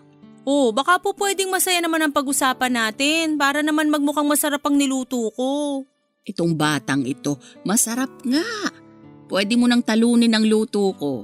Nako, di ko pwedeng talunin ang luto nyo. Pero pwede kong pag-aralan. Alam mo ba na si Patrick, bago kumuha ng kurso sa pagluluto, ay marunong na talaga siyang magluto? Talaga po? Tinuruan nyo? Yun nga ang nakapagtataka. Hindi ko naman siya tinuruan. Pero sa tuwing nagluluto ako, ay nandito siya sa kusina at tahimik na nakabantay. Baka po pinag-aralan na niya noon pa kung paano kayo magluto. Parang gano'n na nga. Sayang, hindi mo pa natitikman ang luto niya. Hindi bale, pagdating niya, ipagluluto ka nun. Natikman ko po. Ha? Kailan? Hindi po ba siya yung nagluto nung kinain natin nung araw na dumating ako dito? Ay, siya nga pala. Masarap nga po talaga siya magluto. Parang kayo. Nananaba na nga po ako eh. Salamat Iha ha. Salamat sa lahat. Lalo sa pag-aalala at pag-aalaga mo sa akin. Lola naman, trabaho ko po yun. Iba ang trabaho sa trabahong may puso. At yun ka. Lola, tama na ha. Bakit? Pinapaiyak mo ko. Totoo naman ang sinasabi ko. Lola naman eh. Kumain na nga lang tayo. Sige na nga. Ikaw, kanino ka natutong magluto? Sa amin po, dapat lahat marunong magluto, babae man o lalaki. Kasi po, toka-toka kami. Pag natapat ang pagluluto, siya ang magluluto. Ang iba ang maghuhugas, maglilinis, maglalaba, mamamlansya, at kung ano-ano pang gawaing bahay. Lahat yon nagagawa ninyong magkakapatid? Opo. Alam mo, napakaswerte talaga ng mapapangasawa mo. Magaling ka na mag-alaga, magaling ka pa sa gawaing bahay, kaya magiging magaling kang may bahay. Talaga po ba? Oo. Naku, ganyan din ang sinasabi ko kay Patrick. Napakaswerte ng mapapangasawa niya. Ay oo naman po. Pagluluto pa lang, swerte ng mapapangasawa niya. Kaya nga bagay kayo eh. Lola! Oh, wala akong ipinagkakasundo ha. Yun ay sa akin lang naman. Magiging masaya ko kung ang mapapangasawa niya ay tulad mo o ikaw mismo. Lola! Sinasabi ko lang. Ikaw talaga, Lola. Pero kung sakali lang naman, magkakagusto ka ba sa apo ko? Seryoso ka ba sa tanong mo, Lola? Oo naman.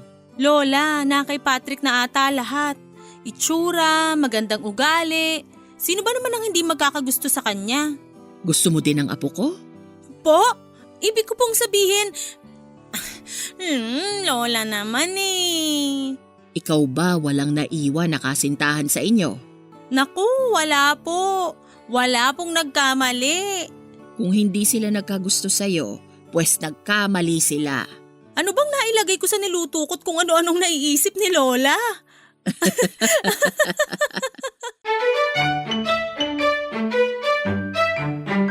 Papadudot magaling si Lola para siyang may switch.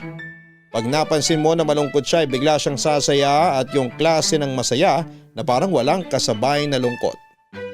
Pero para din siyang baterya. Pag naubos na ang charge ay mawawala na ng power. Kung masaya siya, makikita mong unti-unti siyang lumulungkot muli.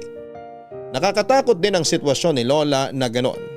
Kaya kinausap ko na siya ng diretsyo. Sinabi ko sa kanya kung gaano ako nag-aalala sa kanya. Ang sinabi niya lang ay huwag siyang masyadong isipin dahil maayos naman siya. Tuwing nakikita kong nahihirapan si Lola Mia, ay mas nahihirapan ako kapag nakikita ko siyang ganon. Sabi ko sa kanya noon ay huwag na naming pag-usapan ang tungkol kay Lolo Berto para unti-unti ay bumalik na ang dating saya niya. Pero ako din ang sisira ng usapang yon dahil sa huling pagkakataon ay kinausap ko pa rin si Lola tungkol kay Lolo Berto. Ang pakay ko ay upang malaman ko ang lahat ng detalye tungkol kay Lolo Berto at gagamitin ko ang mga impormasyong yon para makatulong sa akin sa paghahanap sa kanya.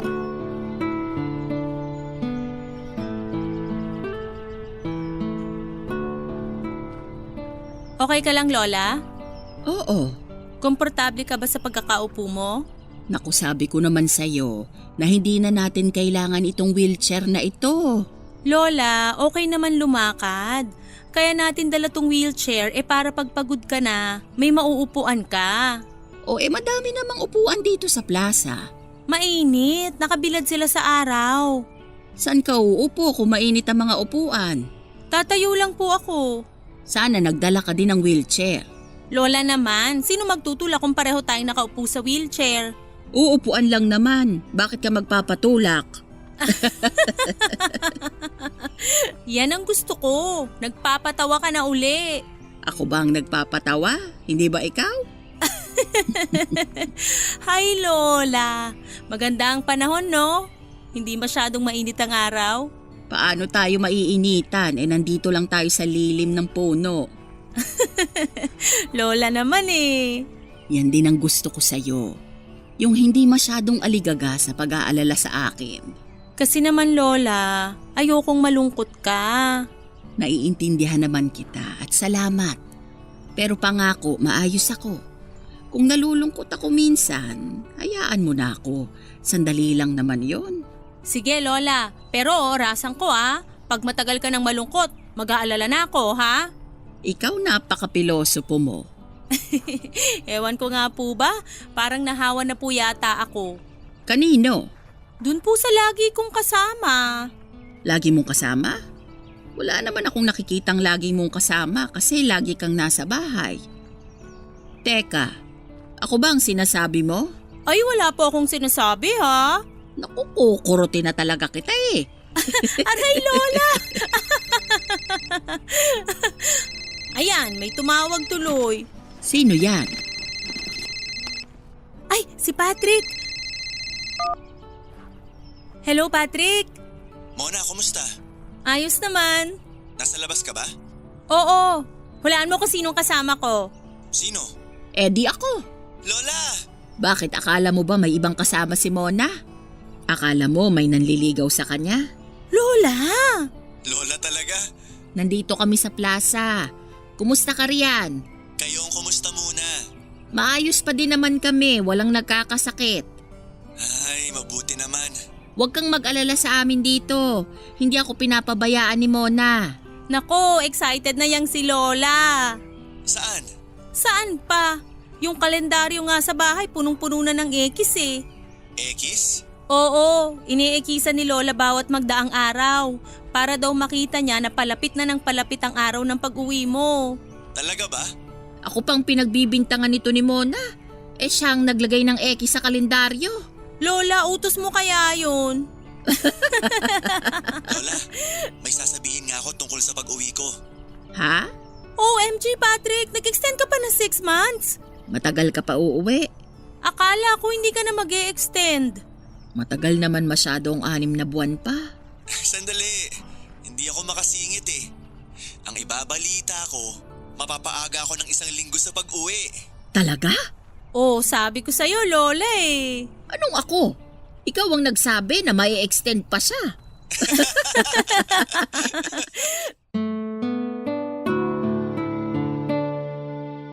Papadudot matapos ang usapang yon ay parang nakainom ng energy drink si Lola. Gusto pa nga niya ako na umupo sa wheelchair at siya ang magtutulak. Kahit masakit na ang paa ko kakalakad at kakatayo, syempre hindi po ako pumayag. Pag-uwi sa bahay ay nagpakuha agad ng papel at ballpen si Lola. Pagkabot ko sa kanya ng papel at ballpen ay sinabi niya sa akin na ang dapat na kurtina daw sa pagdating ni Patrick ay ang kulay puting kurtina. Gusto niya pang baguhin ang mga pwesto ng gamit sa bahay para daw maiba at saka siya nagsulat sa binigay kong papel at ballpen. Tinanong ko kung ano ang isinulat niya. Yun daw ang listahan ng mga lulutuin namin. May isa siyang gustong lutuin pero hindi na daw niya kaya. Sinabi ko naman na ako na ang magluluto at siya na lamang ang magsabi sa akin ng mga gagawin. Natuwa naman si Lola Mia sa mungkahi ko at sa sobrang excited niya ay gusto na niya kaagad na mag-general cleaning. Pwede namang magwalis at punasan ng mga gamit pero kaka-general cleaning lang namin 2 araw ang nakakalipas. Saka siya nahimasmasan. Ako naman ay natuwa. Natuwa ako kasi nakita kong muli ang sigla ni Lola. Pero alam ko sa loob ko na panandalian lamang ang saya na yon ni Lola. Alam kong magiging malungkot pa rin siya pag muling naalala si Lolo Berto. Kaya ako naman po ay hindi tumigil sa paghahanap sa kinakaroonan ni Lolo. Papadudot dumating ang araw ng pagkikita ng maglola. Ang araw na matagal nang hinihintay ni Lola Mia, ang muling mahawakan at mayakap ang kanyang pinakamamahal na apong si Patrick. Ewan ko nga po, para akong baliw, hindi naman sila umiiyak. Sobrang saya nga po nilang maglola. Pero ako na nakatingin lamang sa kanila ay iyak ng iyak.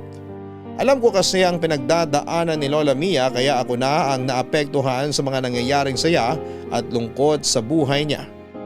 Pinagsaluhan namin ang mga pinagtulungan naming lutuin ni Lola Mia.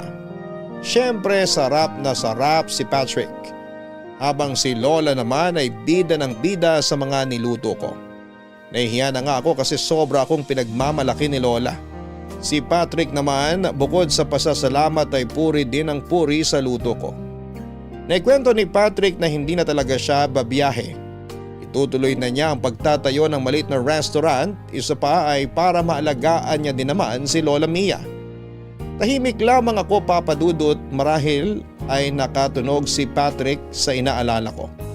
Sobrang nagpasalamat si Patrick sa ginawa ko at hindi ko raw inisip na trabaho lang ang ginagawa ko at talagang hindi itinuring na iba si Lola Mia.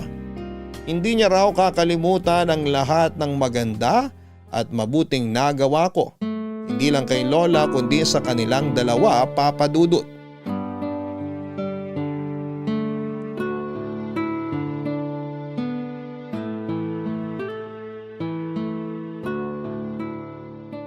Mona, buo at taos puso ako nagpapasalamat sa iyo sa ginawa mo kay Lola. Naging kampante ako sa ibang bansa dahil alam kong minamahal mo din si Lola tulad ng pagmamahal ko sa kanya. Naku, hindi naman mahirap mahalin si Lola Mia. Nako, para akong babasagin na figurin kung ingatan niyang si Mona. Hindi ko alam kung paano sasabihin ang pasasalamat sa iyo. Sapat na sa akin yung tinanggap niyo ako dito at binigyan ng trabaho.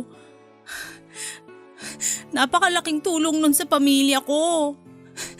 Pero bukod sa sinusweldo ko, yung mabuting pagtanggap nyo ang mas importante sa akin. O yan na nga bang sinasabi ko eh. Ako Patrick, napakababaw ng luha niyang si Mona. Oo nga. Bakit ka umiiyak? Natutuwa lang ako. Hindi ko kakalimutan yung mga panahon na nandito ako. Bakit? Saan ka pupunta? Iiwan mo kami ni Lola? Ha? Hindi ba nagpapaalam na kayo kaya niyo ako pinapasalamatan? Hindi. Nagpapasalamat lang ako sa lahat ng nagawa mo. Yun nga ang gusto kong sabihin, na sana wag kang umalis. Kasi siguradong malulungkot si Lola pag umalis ka. Ha? Hindi ako aalis. Ayokong mawala ka. Pero ayoko din na mapilitan ka ha. Ayoko na diktahan namin ang mga gusto mo. Hindi, Lola. Bukal sa puso ko ang pagtigil dito. Paano ang mga magulang mo? Oo nga. Dahil kadarating ko lang naman, siguro pwede ka muna magbakasyon kahit 1 buwan muna para makasama ang mga magulang mo. Hindi na muna siguro. Ayos pa naman kami sa pag-video call eh. Pwede ba yun? Siyempre, iba yung mayakap ka nila at mayakap mo sila. Matagal-tagal ka ding nawalay sa kanila. Huwag kang mag-alala. Bayad ang bakasyon mo. I-advance ko para may panggastos kapag uwi mo. Nakakahiya na. Baka nagiging abuso na ako sa kabaitan nyo. Ano bang nahihiya? Iba pa ba ang tingin mo sa amin? Mona, walang problema. Kailangan mo din ng bakasyon. Basta sana babalik ka pa ha? Ha? Oo naman. Siguro dapat isama mo din minsan ang mga magulang mo dito para makapagbakasyon naman sila. Ay, magandang idea yon. Nahihiya na po ako. Ikaw kukurutin na naman kita dyan eh. Aray, Lola! Parang napapagkaisa na ako dito ah. Porque may bonding na kayo ah.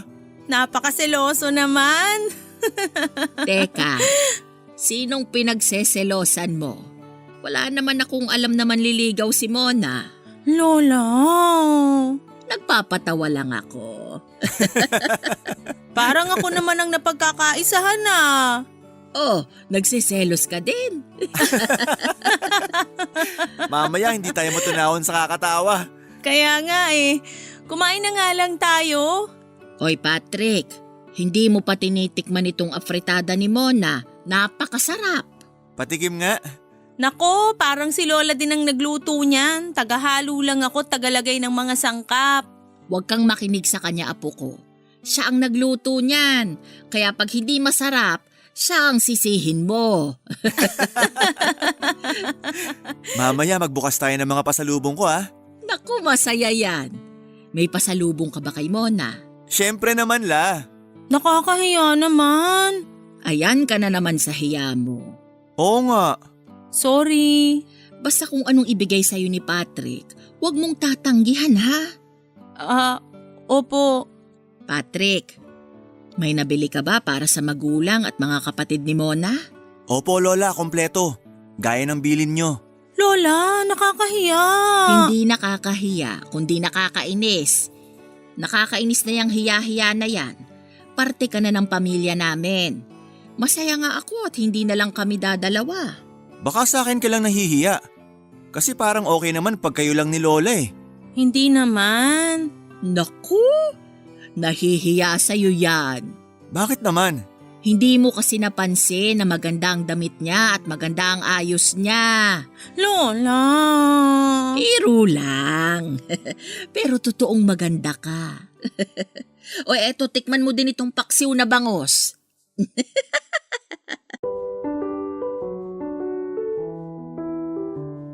Papadudot, napakaraming pasalubong ni Patrick sa akin at sa buong pamilya ko.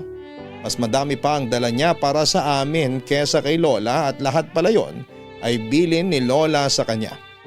Kaya pala paminsan-minsan kapag kausap namin sa video call si Patrick ay inuutusan niya akong kumuha ng tubig. Kasi pala ay sa kanya binibili na bilhan kami ng mga pasalubong. Kasi alam din ni Lola na kapag nalaman ko ay kukontra ako dahil nga nakakahiya. Sinabi ko na sa makalawang buwan na ako uuwi sa amin. Gusto pa ni Lola Mia na sa pagbalik ko ay isama ko ang mga magulang ko. Sinabi ko na lamang na may aasikasuhin sila kaya hindi makakasama ang mga yon. Gusto ko talaga silang isama pero masyado nang sunod-sunod ang pabor na ibinibigay sa akin ng maglola. Kaya para makaganti sa kabutihan nila sa tuwing sinasabi ni Patrick na siya na muna ang bahala kay Lola ay sinasamantala ko ang pagkakataon. Umaalis-alis ako ng bahay para mag-ikot. Nag-iikot ako hindi para mamasyal kundi ang magtanong-tanong kung may nakakakilala ba kay Lolo Berto. Dahil nga marami na akong alam na impormasyon tungkol sa kanya. Kaya yung plano ko na hanapin siya ay sinimulan ko na. Hindi ako titigil at hindi ako mawawala ng pag-asa. Isa lang ang magiging dahilan para hindi maging matagumpay ang ginagawa ko at yun ay kung wala na si Lolo Berto. Pero ipinapanalangin ko ng mga oras na yon na huwag naman sana dahil gusto kong magkita at magkausap pa sila ni Lola Mia.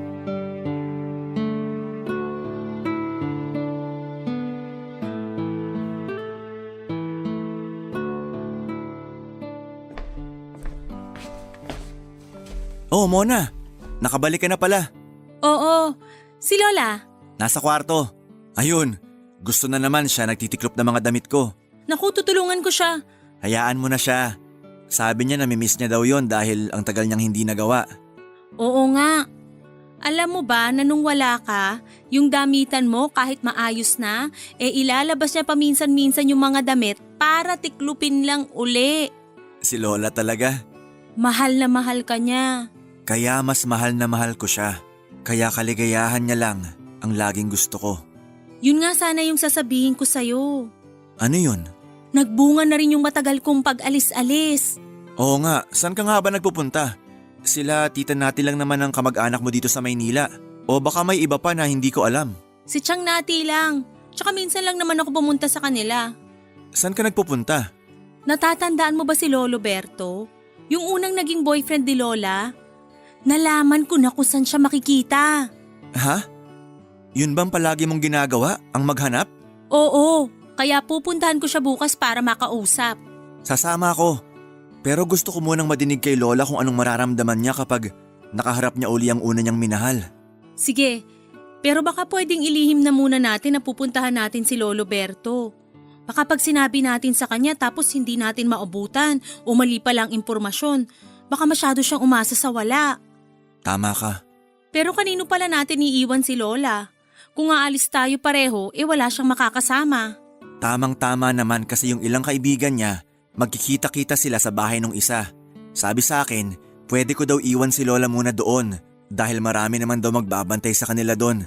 Balikan ko na lang daw ng hapon. Naku, parang gumagawa ng paraan ng pagkakataon. Anong pagkakataon? Lola! Ano ba't parang nakakita ka ng multo? Nagulat lang po ako kasi ang ganda niyo ngayon. Matagal na yan, ngayon mo lang napansin. Ikaw nga'y tigilan mo ako ng panguuto mo. Tapos ka na magtiklop, Lola? Hindi pa. Dapat dahan-dahan lang ang pagtitiklop para pag sinuot ay walang gusot. Saan kayo pupunta? Nauuhaw ako. Ay, ako na po ang kukuha ng tubig. Sandali po. Lola, upo ka muna sandali. Nagtitiklop ako sa loob. Sandali lang, may tatanong lang po ako. Batang ito oh. Ano ba yun at parang napakaseryoso mo naman? La, huwag kang magagalit kay Mona ha. Nakwento na niya sa akin ang tungkol kay Lolo Berto. Nasabi niya para mapigilan ako mag-extend pa sa trabaho ng 6 na buwan. Para sa'yo, Lola. Pasensya na apo ko at hindi ko nasabi sa'yo. Naiintindihan ko po. May tanong lang po ako. Kung sakaling makikita niyo po ba si Lolo Berto ngayon, ayos lang sa inyo? Apo ko, minahal ko din naman ang Lolo Claudio mo. Pero si Berto, gusto ko na lang makausap para humingi ng tawad sa mga nangyari sa amin noon. Pag nasabi ko na sa kanya ang nasa loob ko, ay magiging maluwag na ang aking damdamin. Huwag niyo na muna isipin yon. Hindi natin masasabi. Baka biglang dumating ang araw na yon. Hari nawa, apo ko. Hari nawa. Huwag ka nang malungkot. Lola, eto na tubig mo. Salamat, Mona. Ay maiwan ko na muna kayo't itutuloy ko na lang ang pagtitiklop ng damit. Ako na po magbibitbit niyang tubig. Itong batang ito, para namang napakabigat ng isang basong tubig. Huwag mo na akong alalahanin. Maiwan ko na muna kayo.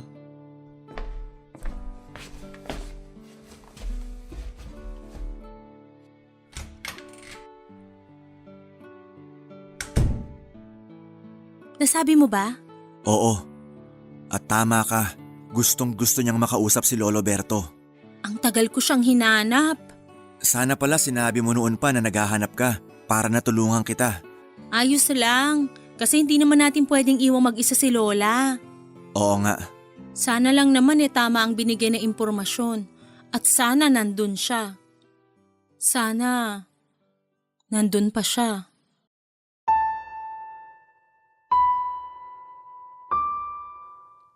Papadudot kinabukasan pagkahatid namin kay Lola sa mga kaibigan niya ay dumiretso na kami sa address na binigay sa akin ang kinakaroonan ni Lolo Berto.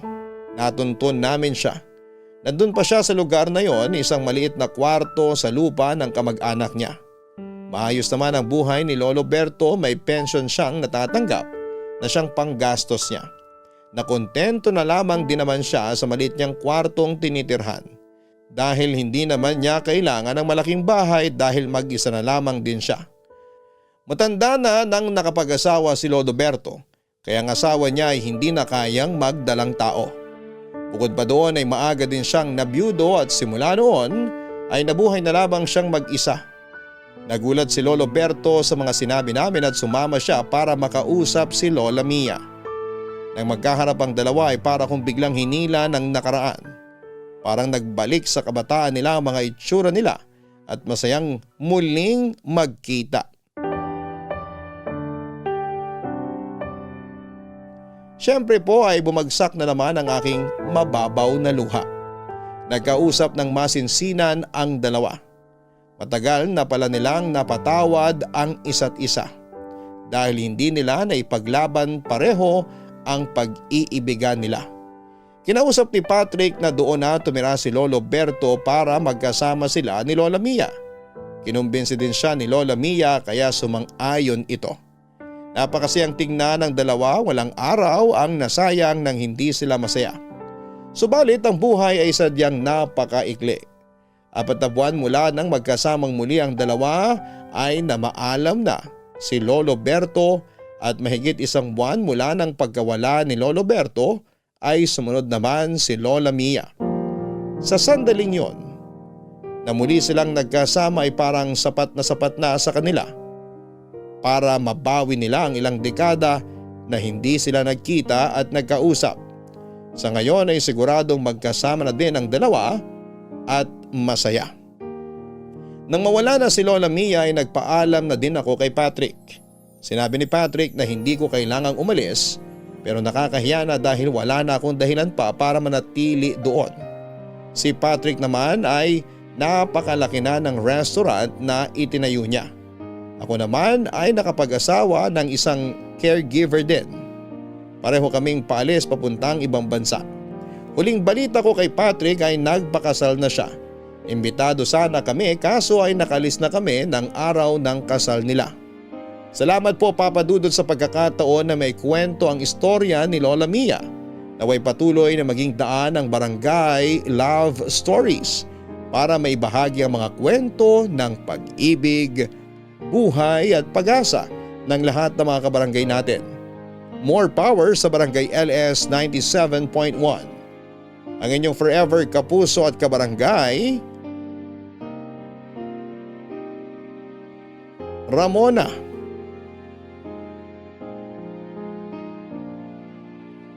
Tama pa din ang kasabihan na habang may buhay ay may pag-asa.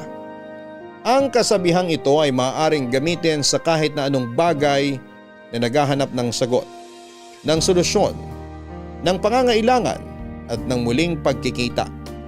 Ilang dekada ang lumipas mula nang maghiwalay sina Lolo Berto at Lola Mia, pero ang tadhana na din ang gumawa ng paraan para sila ay muling magkita at ayusin ang bagay na matagal nilang tinitiis. Kaya tayo ay huwag agad panghinaan ng loob.